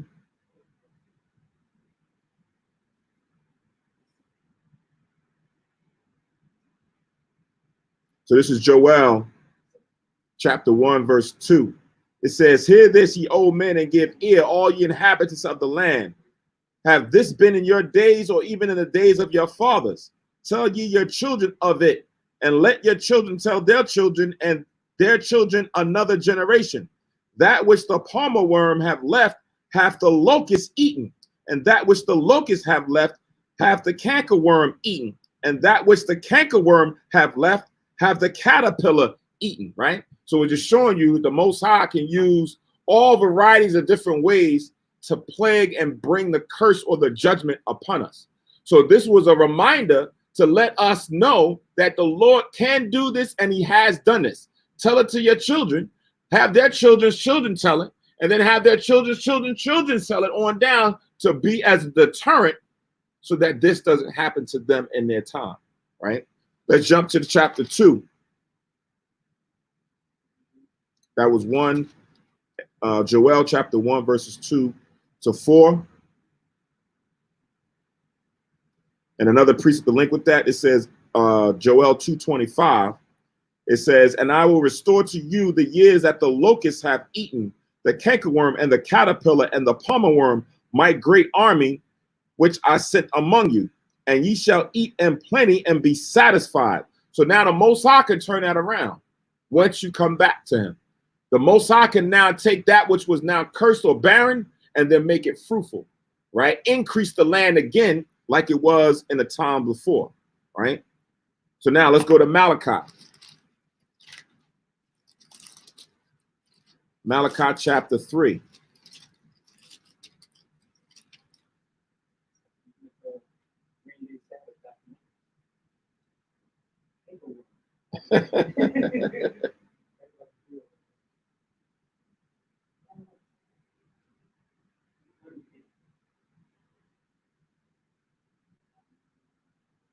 Malachi chapter 3. I'm going to start at 10.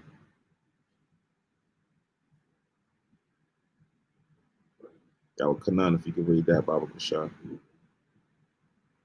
Malachi 3:10. Bring ye all the tithe into the storehouse. Bring there may be meat in mine house, and prove me not herewith, said the Lord of hosts. If I will not open you the windows of heaven and pour you out a blessing, that there shall not be room enough to receive it. Right. So if we provide and do give the Most High what's due to him, then he said he can go and open up the windows of heaven. Prove that he can do it or not, right? Open up the windows of heaven. What's the windows of heaven that it's talking about here?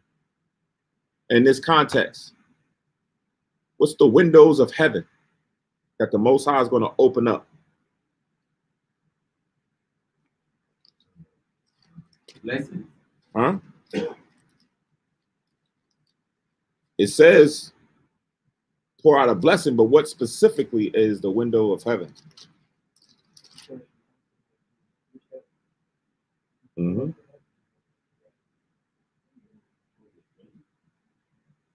Say again? Was it rain? Was it rain? Con, it's rain, right? It's rain. Let's go to Genesis chapter 7. Because remember, one of the ways that the Most High can now cause famine or your crops not to increase is a lack of water, right? It don't rain in the rainy season. right? So if there's no rain, you plant that seed is not going to come up, right? So Genesis chapter 7 and verse 11.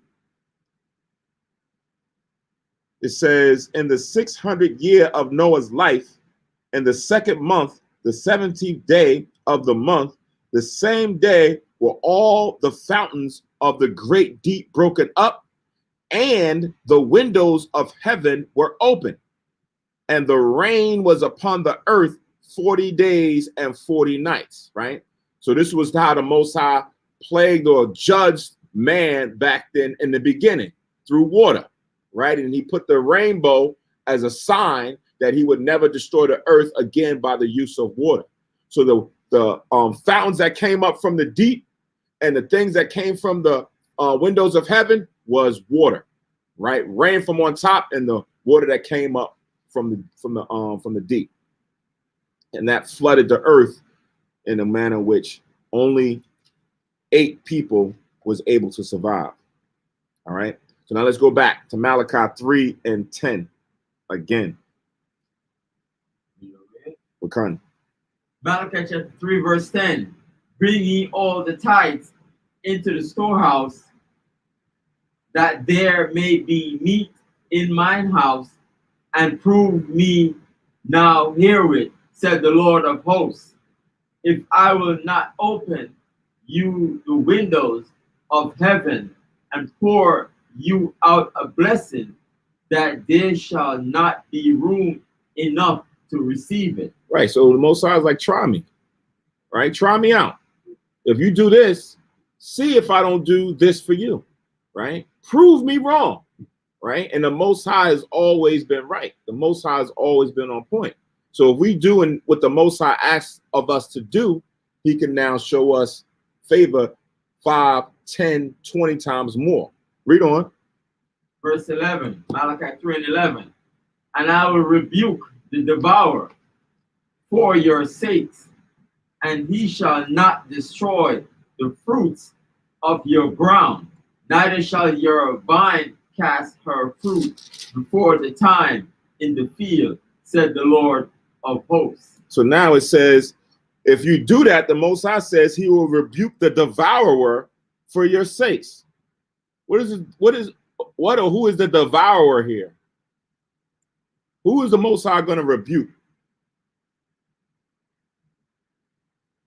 And I will rebuke the devourer for your sakes. When you do this, the Most High is going to rebuke the devourer.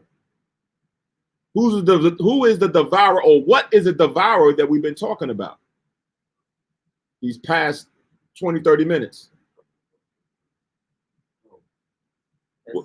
The pet, but specific. Want to make sure you're on. Like locusts? Like locusts, the cankerworms, the this, the that. These are the devourers. These are the ones that's eating the crops. So if you do what the Most High asks, he will rebuke them and tell them, hey, stop.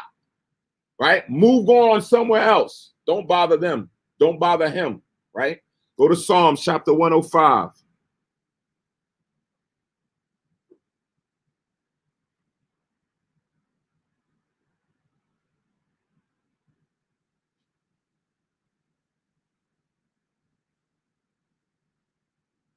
Psalm chapter 105. And I'm going to start from verse 32.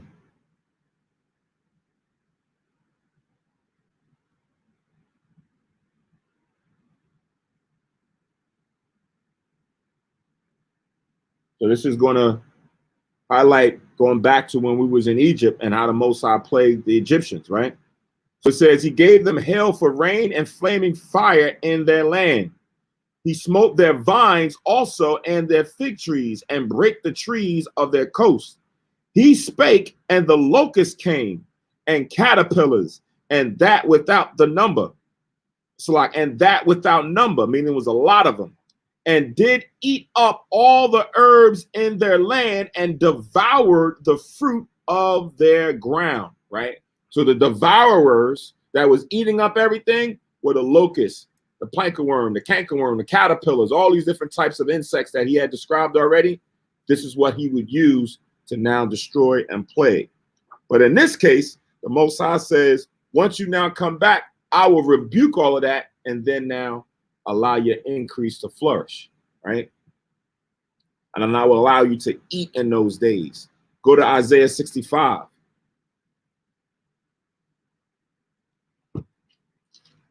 Isaiah chapter 65.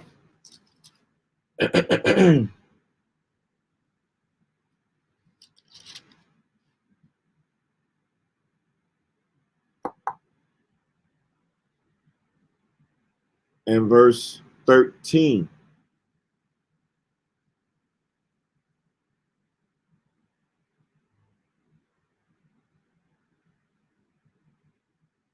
Actually, I'm going to start at 11. Right? So this is Isaiah 65 and 11. It says, but ye are they that forsake the Lord, that forgot my holy mountain, that prepare a table for that troop, and that furnish the drink offering unto that number, right? So they didn't want to come and worship the Most High. They chose to go and give their offerings to someone else, to another people, another false god, right? It says, therefore will I number you to the sword, and ye shall all bow down to the slaughter. Because when I called, ye did not answer. When I spake, ye did not hear, but did evil before mine eyes, and did choose that wherein I delighted not. Therefore, thus saith Yahweh power, behold, my servants shall eat, but ye shall be hungry. Right? So this goes into when you read in the gospel in the end, when Yahweh describes that there should be two left in the field, the one taken and the other left, right? This is like what the Most High is now also alluding to. You're going to be hungry and starving in the straight, but they're going to eat, right? This is getting into when I started to talk about it last night during the class, but when you go into more of the evils that's still to come, a lot of this is still to come, where a lot of people is not going to have food to eat, right? And now where you have it where you may be in a city where you may be 1 or 5 or 10 amongst thousands, and everybody's fighting to get food. And you say to yourself, where all the supermarkets is closed, how am I going to eat? Where am I going to get food from? That's when faith is going to come in, because you got to consider and say, hey, Elijah and those men Elijah didn't have food back then, but the Most High fed him, the woman and her son for a long period of time, right? When Yahweh took the thousands out and they was on the side, they didn't have enough food for all of them to be felt. But Yahweh made it so that everybody ate, and then there was still more left over. So you got to realize that even when there's no food, the Most High will provide, right? You may be sitting in the kitchen and you're like, dang, we got our last. And all of a sudden you hear a rumbling, and then you open up the refrigerator and it's filled to the brim with food. And you're like, man, right then and there, you're going to just, you better drop down and pray like Khan Nabiyah is doing. Drop down and start praising the Most High, right? Because that's what's happened in the past. We read this, right? We're going to have to now, the Lord is going to test our faith on some of these things to see if we're going to think to now try him and prove him and stand by him and allow these things to happen. But before it can happen, it says that we got to choose the Most High and keep his will. That's how the Most High shows favor and allow these things to happen to us. If you choose to divvy off or veer off, the Most High is not going to allow that to happen to you. You're going to be just like the rest of them, trying to figure out where we're going to get our next meal from, right? Remember what happened to us in the last times when we went through the straits, when we was in the siege? People started eating each other, right? The scripture said they started to eat each other, right? That's what happens when, they say survival of the fittest. Man, I'm trying to survive. I got to make it, right? Remember when with King Solomon, with the two women and the one died, and then she was like, hey, she's trying to take my child, right? And he had to decide between the two women whose child it was. She's like, listen, man, I don't want my baby to die. I'm going to give it to this woman over here. But it was at a point where he was about to eat this baby, right? Imagine that. You get to a point where you're so hungry and you're starving that you're looking to eat a human being, right? And you're not a cannibal. But in this case, your mind starts to go play tricks on you, and you start looking at, like how in the cartoons, when they used to look at it, you start to see people, they start turning into food. They start turning to food, right? Exactly. You pray that day that does not be you, right? You pray that you are the ones that's going to eat. So I'm going to read 65 and 13 again. Therefore, thus saith Yahweh, Behold, my servants shall eat, but ye shall be hungry. Behold, my servants shall drink, but ye shall be thirsty. Behold, my servants shall rejoice, but ye shall be ashamed. Like how Nabi Adi's like, yo, you're gonna be rejoicing in that day if that now happens to you. Where others are going to be crying and mourning. Right? So we want to make sure we're on the right side of the Most High and not on the bad side. Check to see if their hands are shaking. Shaking hands, they need to eat flesh. Mm-hmm. And we can start off in a camp.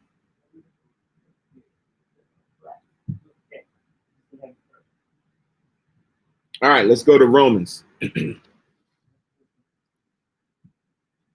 Let's jump. Let's go to the book of Romans.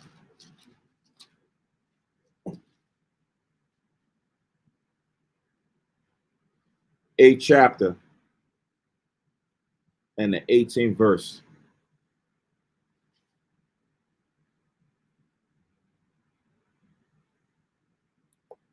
Actually, before I read this, let me go to the book of James. James, the first chapter. So James, the first chapter. I'm going to start at, I think it's 17, and then I'll come back to Romans.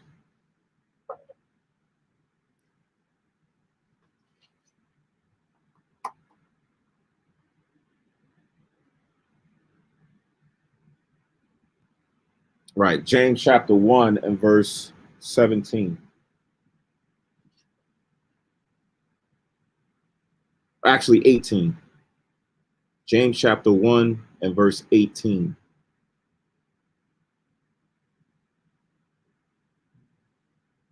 James chapter 1 and 18, it says, of his own will begat he us with the word of truth, right? So it says, of his own will begat he us with the word of truth. So now when you read the Bible, when it says, when it uses the word begat, right? What is that usually in context of? Someone raising up seed, right? Or he's now just had a child and he begat this one. Right? Like how you read in Matthew's, the first chapter. So now here it is. We were already born. But now in the context when the word is brought to you, you just now been what? Born again. Right? It's like a rebirth. Right? So here it says of his own will, meaning the Lord now handpicked and cherry-picked who he wanted to now come into this truth. He will begat he us of this, he us with the word of truth, that we should be a kind of first fruits of his creatures, right? So now here it is for those of us who have received this truth, this word, been reborn, right? You could be like 40 something years old, but at the point where you came into this truth, you was born again. Now you've been in the truth for 3 years, you're 3 years old in the Most High's eyes, right? You're 5 years old in the Most High's eyes. You're 10 years old in the Most High's eyes. Why? Because you've been born again into this truth, right? So that you now, or we now, if we sustain ourselves, will be like first fruits of all the creatures that the Most High has created here on the earth. Think about that, right? The Most High has created a lot of things on the earth. When you go through the first 6 days, the first 5 days, let's say the first 3 or 4 out of the 5 has to deal with things that have been created, from trees to fish, to whales, to birds, to cattle. A lot of different things were created before man came on the earth. But now, just through us hearing this word, he's now changing the course and saying, these men and women will be the best of what's on the earth. They will be the first fruits, right? Before anything gets established in the new kingdom, these are the ones that's going to be chosen, right? So with his own will that he's now viewed us to represent that, of all the creatures that he's created that's now here, left here on the earth, right? So now let's go to Romans chapter 8.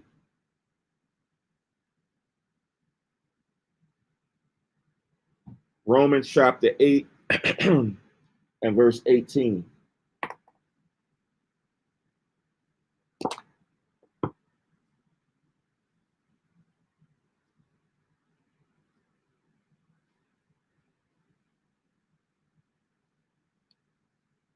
So Romans 8 and 18 says, for I reckon that the sufferings of this present time are not worthy to be compared with the glory which shall be revealed in us, right?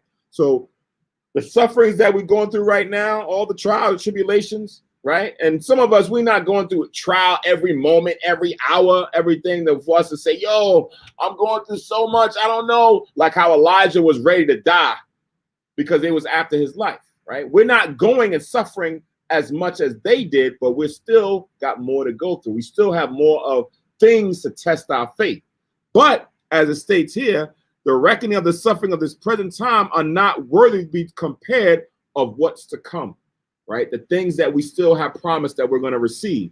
Verse 19, for the earnest expectation of the creature waited for the manifestation of the sons of God, right?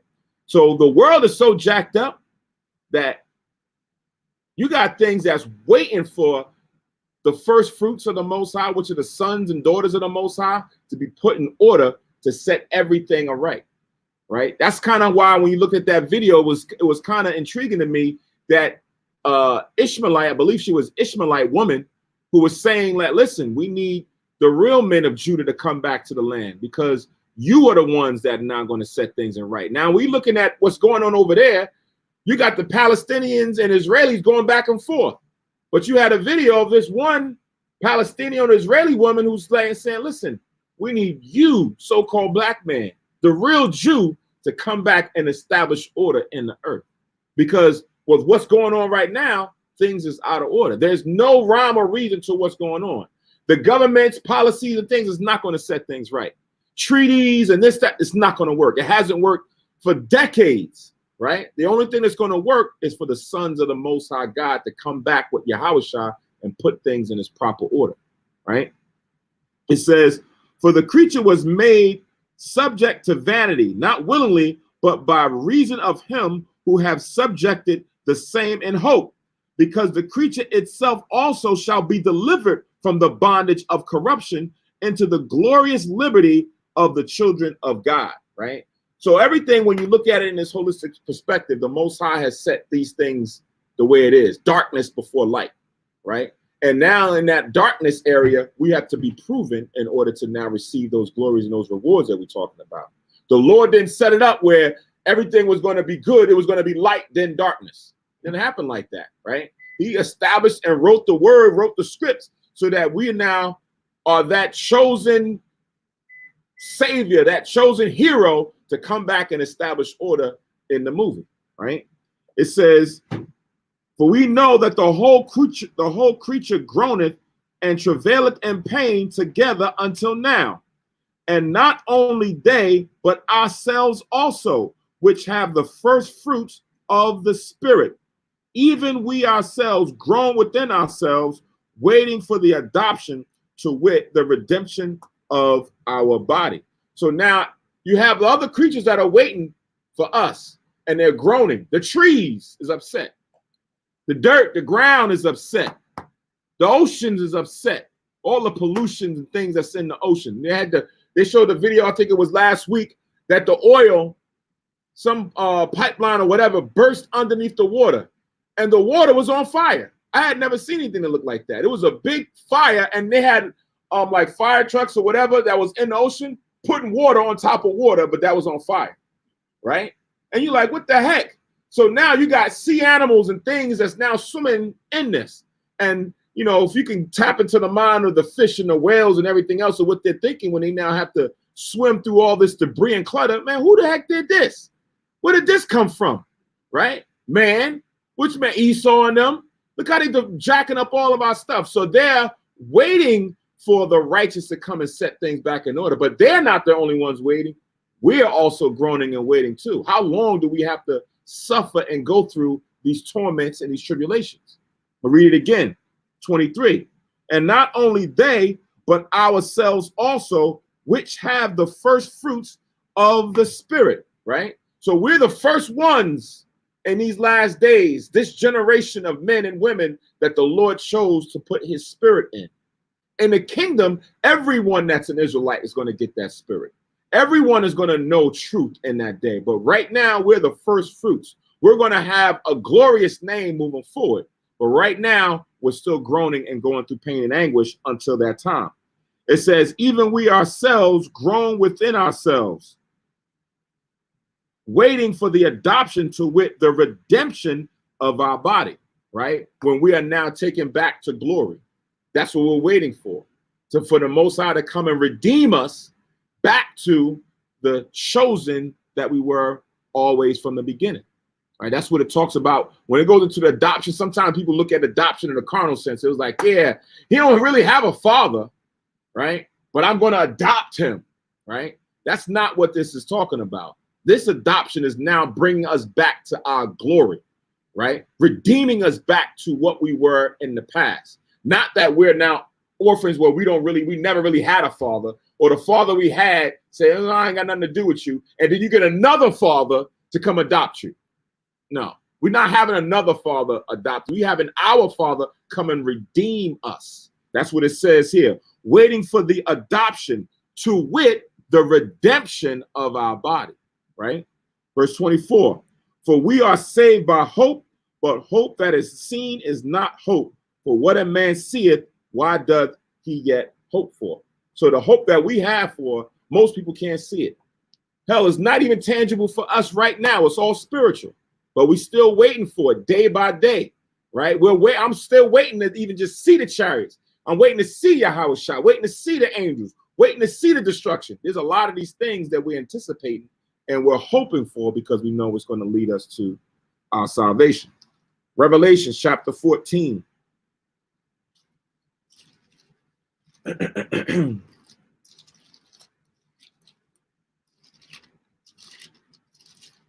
Revelation chapter 14 and verse 1. All right, y'all, if you could read that, Baba Kushah. Revelation chapter 14, verse 1.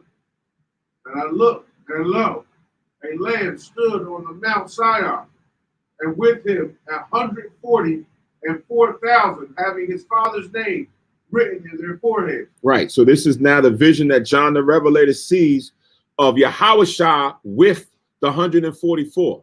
Right. When it's talking about stood on Mount Zion, it's talking about that he's in the midst of the men. It's the same thing that you read about in Ezra, that Ezra saw the same vision, the 144,000 and Yahweh Shai being in the midst of them. He's the leader. Right. When he said he stood on top of Mount Zion, it's not like he's going over to a certain mount over in Jerusalem and just had his feet there. No, it's talking about he's the leader over the 144,000 chosen men. Read. Verse 2. And I heard a voice from heaven, as the voice of many waters, and as the voice of a great thunder. And I heard the voice of harpers harping with their harps. And they sung, as it were, a new song before the throne, and before the four beasts and the elders. And no man could learn that song but the 144,000 which were redeemed from the earth. Right. So it says, and they sung as it were a new song before the throne, before the Most High, right? And before the four beasts and the elders, right? So at that time, you know, these things that we read about the four beasts, how they have four heads, an eagle, a calf, a man, right? So these different things that's on these beasts, we're going to see them, right? The 24 elders, we're going to say, oh, those are the 24 elders. I was always wondering who these 24 are, right? We're going to now sing, and then we all are going to be singing before the throne this song it's a new song that no one else could sing, only for those righteous. Meaning you're not going to have the 2/3 partaking in this song, right? They can't be there, right? Because they're not worthy. They didn't do what was required of them to be able to come to this concert, to come to this praise, to come to this worship. They can't be there. Only these angels, these celestial beings, and the 144,000, because they went and did what was required of them to do. Read on. Verse 4. These are they which were not defiled with woman, for they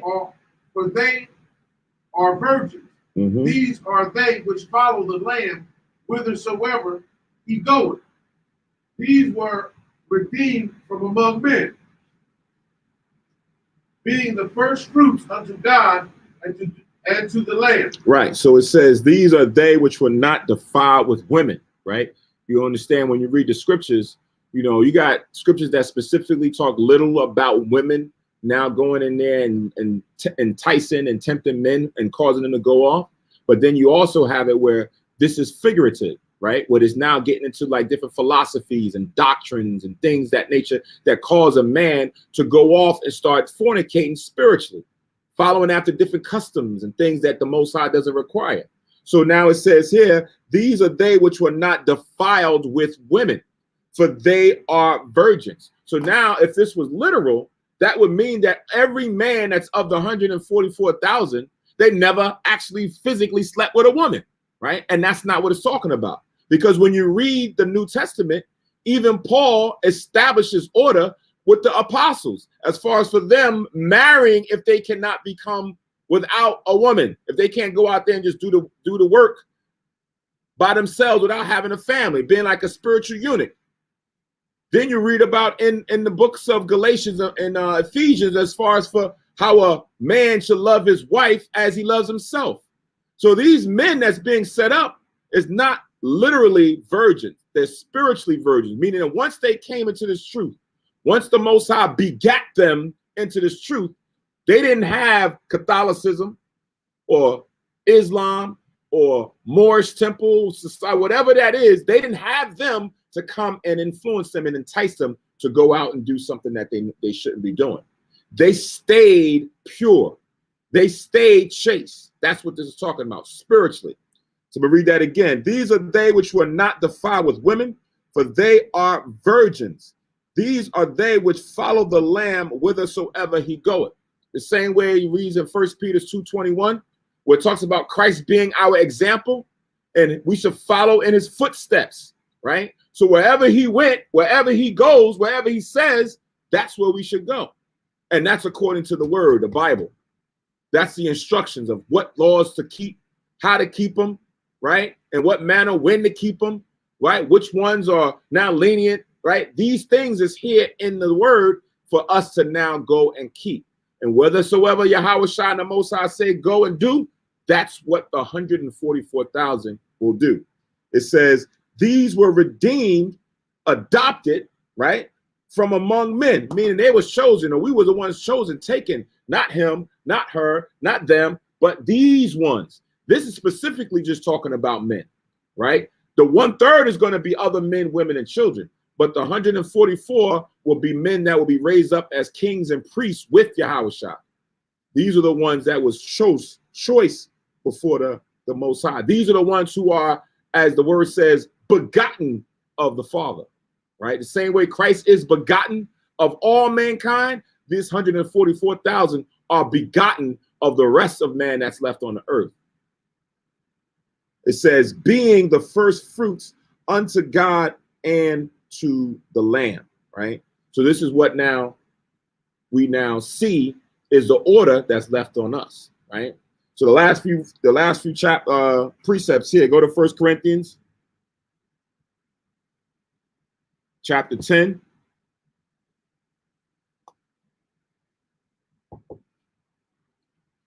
First Corinthians chapter 10 and 31.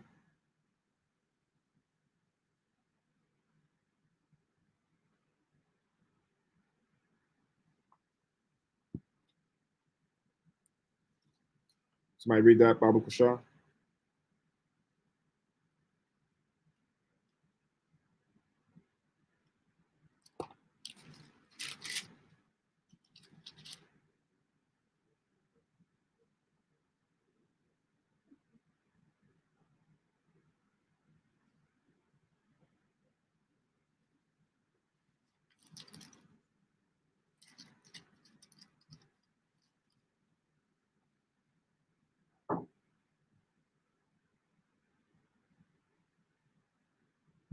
So 1 Corinthians chapter 10, 31.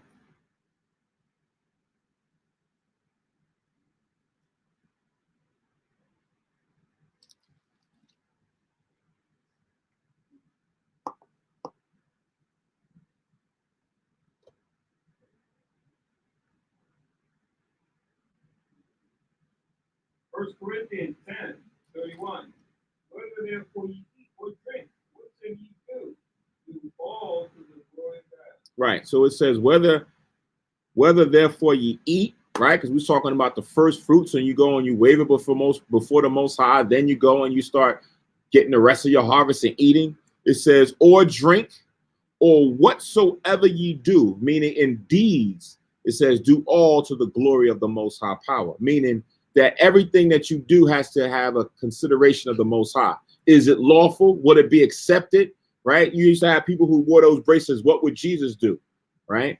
But now, in actual, that's just to the mind of saying, I shouldn't do anything that my big brother wouldn't do. I shouldn't do anything that my king wouldn't do. I shouldn't do anything that my Lord wouldn't do. Because if he wouldn't do it, that means it wouldn't be accepted by the Father.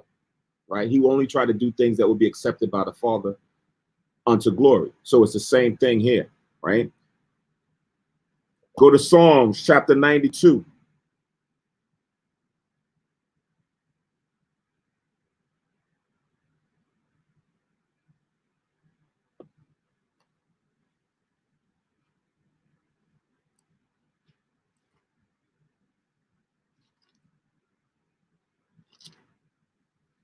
Psalms chapter 92 and verse 1.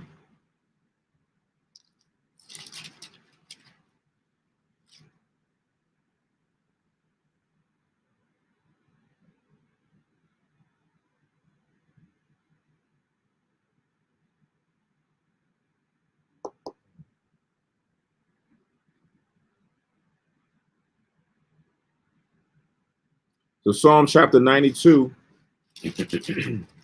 and verse 1, it reads, it says, it is a good thing to give thanks unto Yahweh and to sing praises unto thy name, O Most High, to show forth thy loving kindness in the morning and thy faithfulness every night, upon an instrument of 10 strings and upon the psaltery and upon the harp with a solemn sound.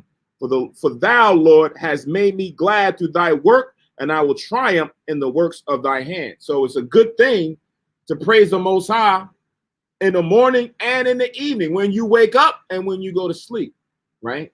And every different form of fashion, where you can verbally sing, you can play an instrument, you can turn on a radio, play a song, whatever it is, to give thanks to the Most High, because he's blessed us in order for us to sustain ourselves in these last days in our captivity. Sometimes we kind of waste the things that we have, right? Sometimes you waste the food that you've been blessed with. You got other people out there who would die to get the food, literally die to get that food that you are wasting. So, and even in the meekest, the smallest things, we got to be thankful for the things the Most High has blessed us with, right? Go to Proverbs. Book of Proverbs.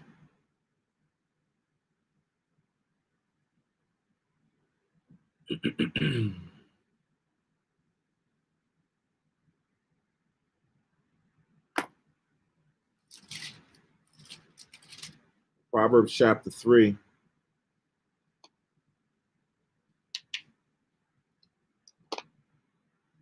And verse 9.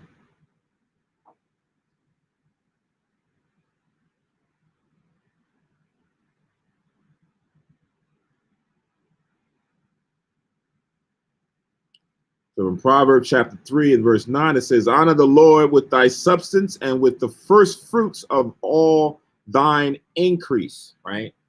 All thine increase. It doesn't mean just crops. Doesn't mean just cattle, anything, right? All your increase, you should make some form of a offering, whether it be the tithe, whether it be the free will offering, what have you, to the Most High in some shape, form, or fashion. Read again. Honor thy Lord with thy substance and with thy first and with the first fruits of all thine increase. So shall thy barns be filled with plenty, and thy presses shall burst out with new wine. Right. So the Lord will, give you a return on what you have now invested in him to give back. Right. And sometimes, you may say, hey, I went and gave an offering. I did this. I don't see my bank account, bursting over like I just the lottery, or, I don't see my refrigerator bursting through the seams. Like I got to find another place to store my crops and my food or whatever. sometimes it doesn't work always instantaneous, right? We just read about the sufferings right now will not be able to compare to what's coming. You got to be able to have hope and faith that the things that you may not see right now, it's there. It's going to come. It's there. You just got to be willing to just be patient on the Most High, right? What is it? Luke 21:19, in your patience possess your soul. Is that what it is? Luke 21:19, in your patience possess your soul. So sometimes you just got to wait on the Most High. The Most High is not slack. He'll give you what you need or what you deserve, right? He'll give you what you need and he'll give you what you deserve. But sometimes you just got to be patient and wait upon the Most High. All right.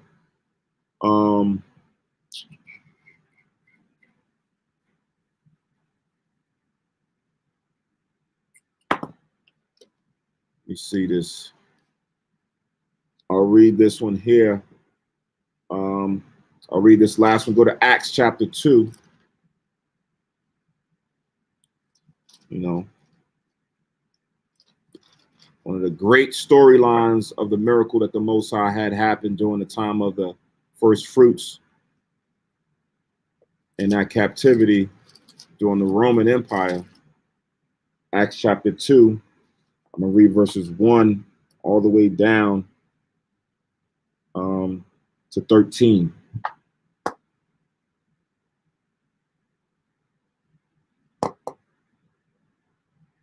Right? Acts chapter 2 and 1 all the way down to 13. It says, and when the day of Pentecost, meaning the 50th day, was fully come, they were all with one accord in one place, right? So it says they were all with one accord in one place.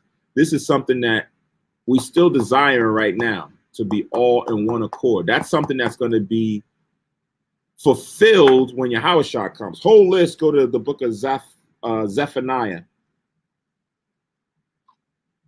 Zephaniah chapter 3.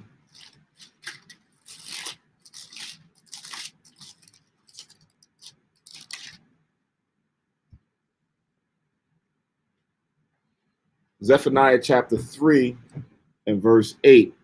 It says, therefore wait ye upon me, saith the Lord, unto the day that I rise up to the prey. For my determination is to gather the nations, that I may assemble the kingdoms, to pour upon them mine indignation, even all my fierce anger. For all the earth shall be devoured with the fire of my jealousy. So that's the judgment the Most High has. When he comes to redeem, he's also coming to judge, meaning to punish, to destroy. Then it says in verse 9, for then will I turn to the people a pure language, that they may all call upon the name of the Lord, to serve him with one consent, right? So you're not going to have a group over here who believe one thing, a group over here who speak Hebrew a different way, a group over here who don't even want to speak Hebrew, a group over here who says the Most High's name is a higher, a group over here who says we ain't got to keep the high holy, but still believe in the Israelite. Everybody is going to conserve the Most High with one consent, right? Everybody's going to be on point. That's what we're still waiting for.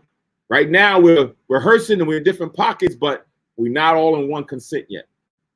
Let's go back to Acts 2 and 1 again. It says, and when the day of Pentecost was fully come, they were all with one accord in one place, meaning to come and keep the feast day. And suddenly there came a sound from heaven as of a rushing mighty wind, and it filled all the house where they were sitting. And there appeared unto them cloven tongues like as a fire, and it sat upon each of them. So the Spirit now descended upon all these men, where then they were going to have the ability to speak in different languages. That's what the scripture is going to let us know, right? But now it shows you that they were cloven tongues. The spirit of fire came and descended upon each and every man, and now to now come into their spirit. Verse 4, and they were all filled with the Holy Ghost, and began to speak with other tongues as the Spirit gave them utterance. So that's how you know when it's talking about these cloven tongues coming down like fire, it was symbolic of the gifts, the Spirit that was now being set or rested upon them. This is what you read in First Corinthians. Don't go there, just write it down. 1 Corinthians chapter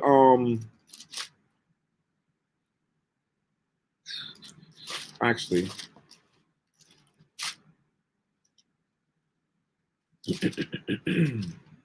First Corinthians chapter.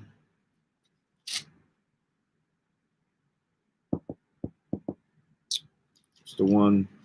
No, it's in Corinthians about the different gifts and administrations. Is that First Corinthians or 2 Corinthians? All of the same spirit. Anybody remembers what that is? 1 Corinthians 12. I'm at 13. Con. 1 Corinthians 12 and verses 3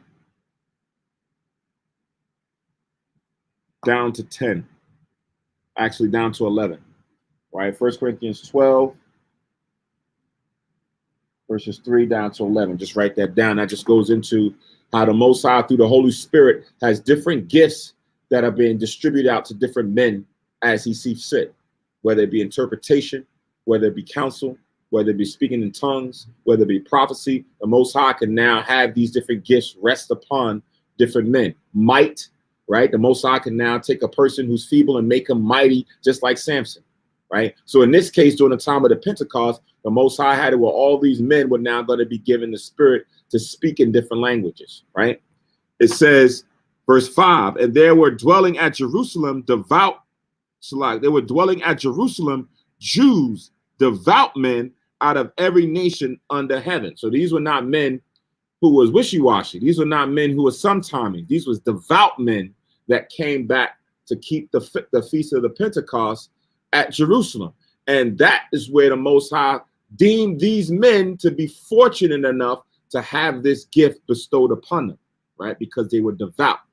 Verse 6, now when this was noise abroad, the multitude came together and were confounded or confused, because that every man heard them speak in his own language, right? Because every morning as we're talking and conversing, everybody's listening to a different language, but it's comprehending, right? It says, and they were all amazed and marveled, saying one to another, behold, are not all these which speak Galileans? And how we hear every man in our own tongue wherein we were born, right? Aren't these guys from Galilee? How is it that they're speaking in all these different languages and being able to comprehend one another, right? And they were all amazed at this. It says, Parthians and Medes and the Elamites and the dwellers of Mesopotamia and in Judea and Cappadocia and in Pontus and in Asia, Phrygia and Pamphylia, and Egypt and the parts of Libya and Cyrene, and the strangers of Rome, Jews and proselytes, Cretes and Arabians, we do hear them speak in our tongues the wonderful works of God, right? So now we're hearing these different men speak in different languages that they were resident from, but they were able to now hear and understand. Sometimes, you know, you got to go and take a class, or what's that online tool thing that they had? Babylon, Duolingo is another. What's the most popular one? Rosetta Stone. It was another one that I had when I was at work, to go and just, you know, hear the languages. And now you got to work at trying to speak a different languages. During this time, this was like the Matrix. You got it plugged into your spirit and it downloaded into your frame. And then you just went out there and spoke as the spirit gave you utterance. Right? That's how the Most High works with individual. He don't have to force you to go to a class or a school.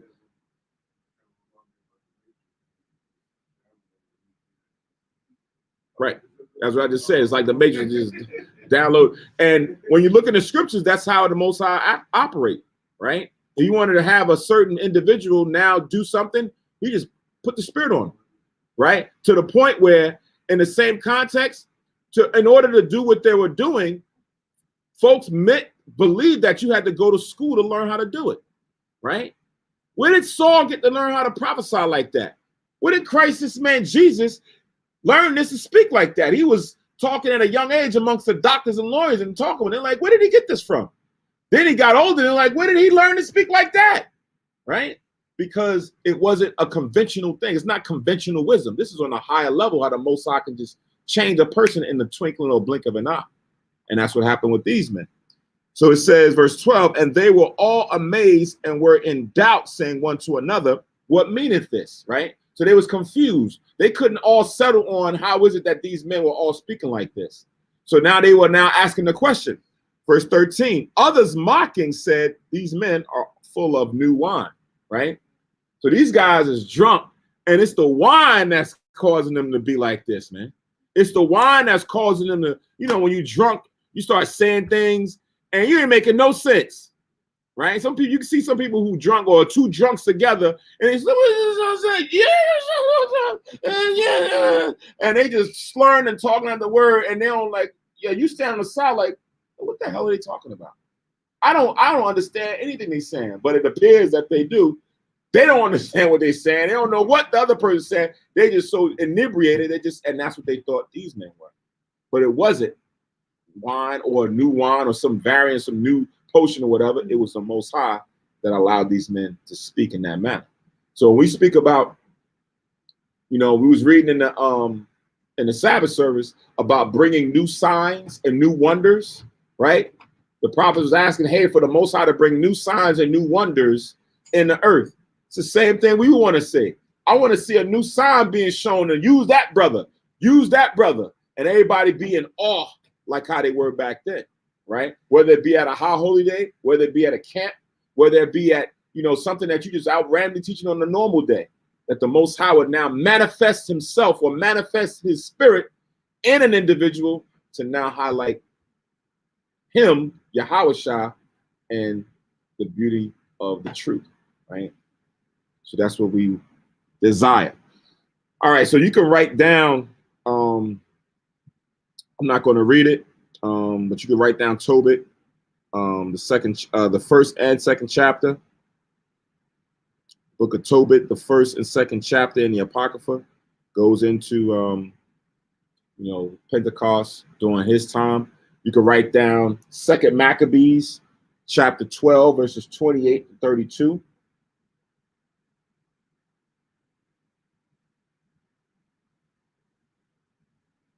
Second Maccabees chapter 12, verses 28 to 32, which goes into when the Maccabees kept the Pentecost at that time as well. Second Chronicles 31, 4 to 6.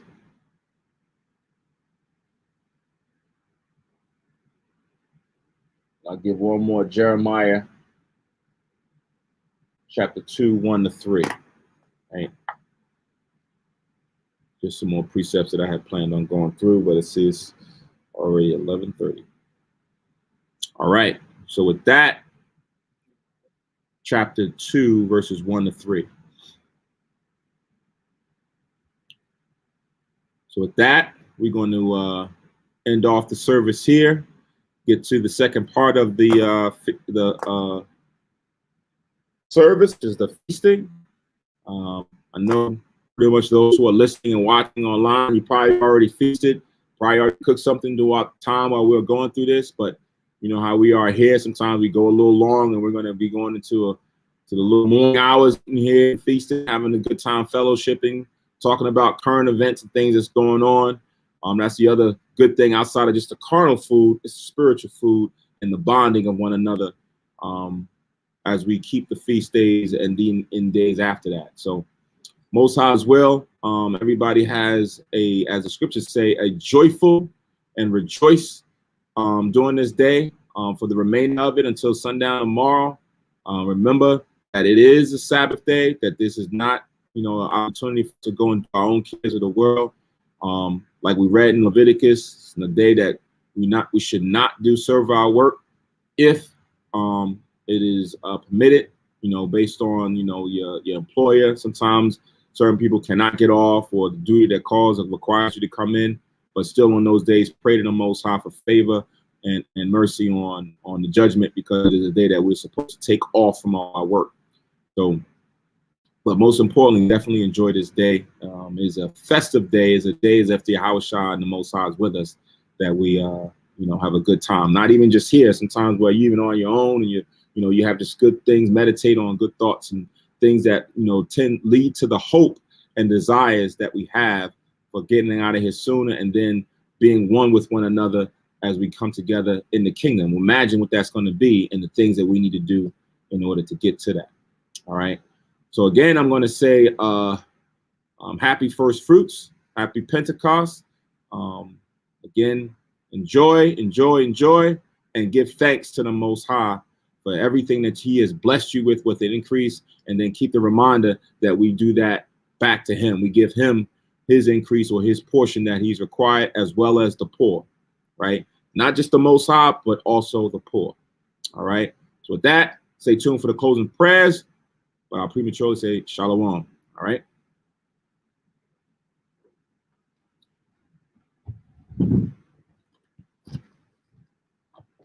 Shalom. Shalom. All right.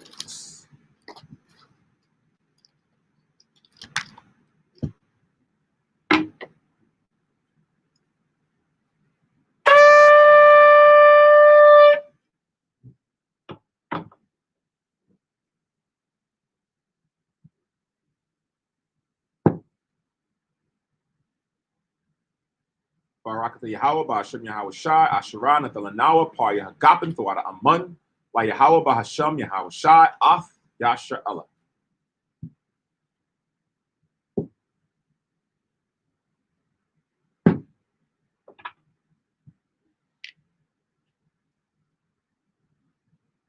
Oh, gone.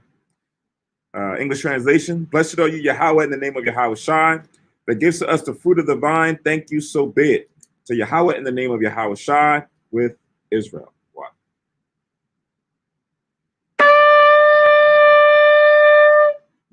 I model upon you all Jerusalem, stand and face Jerusalem.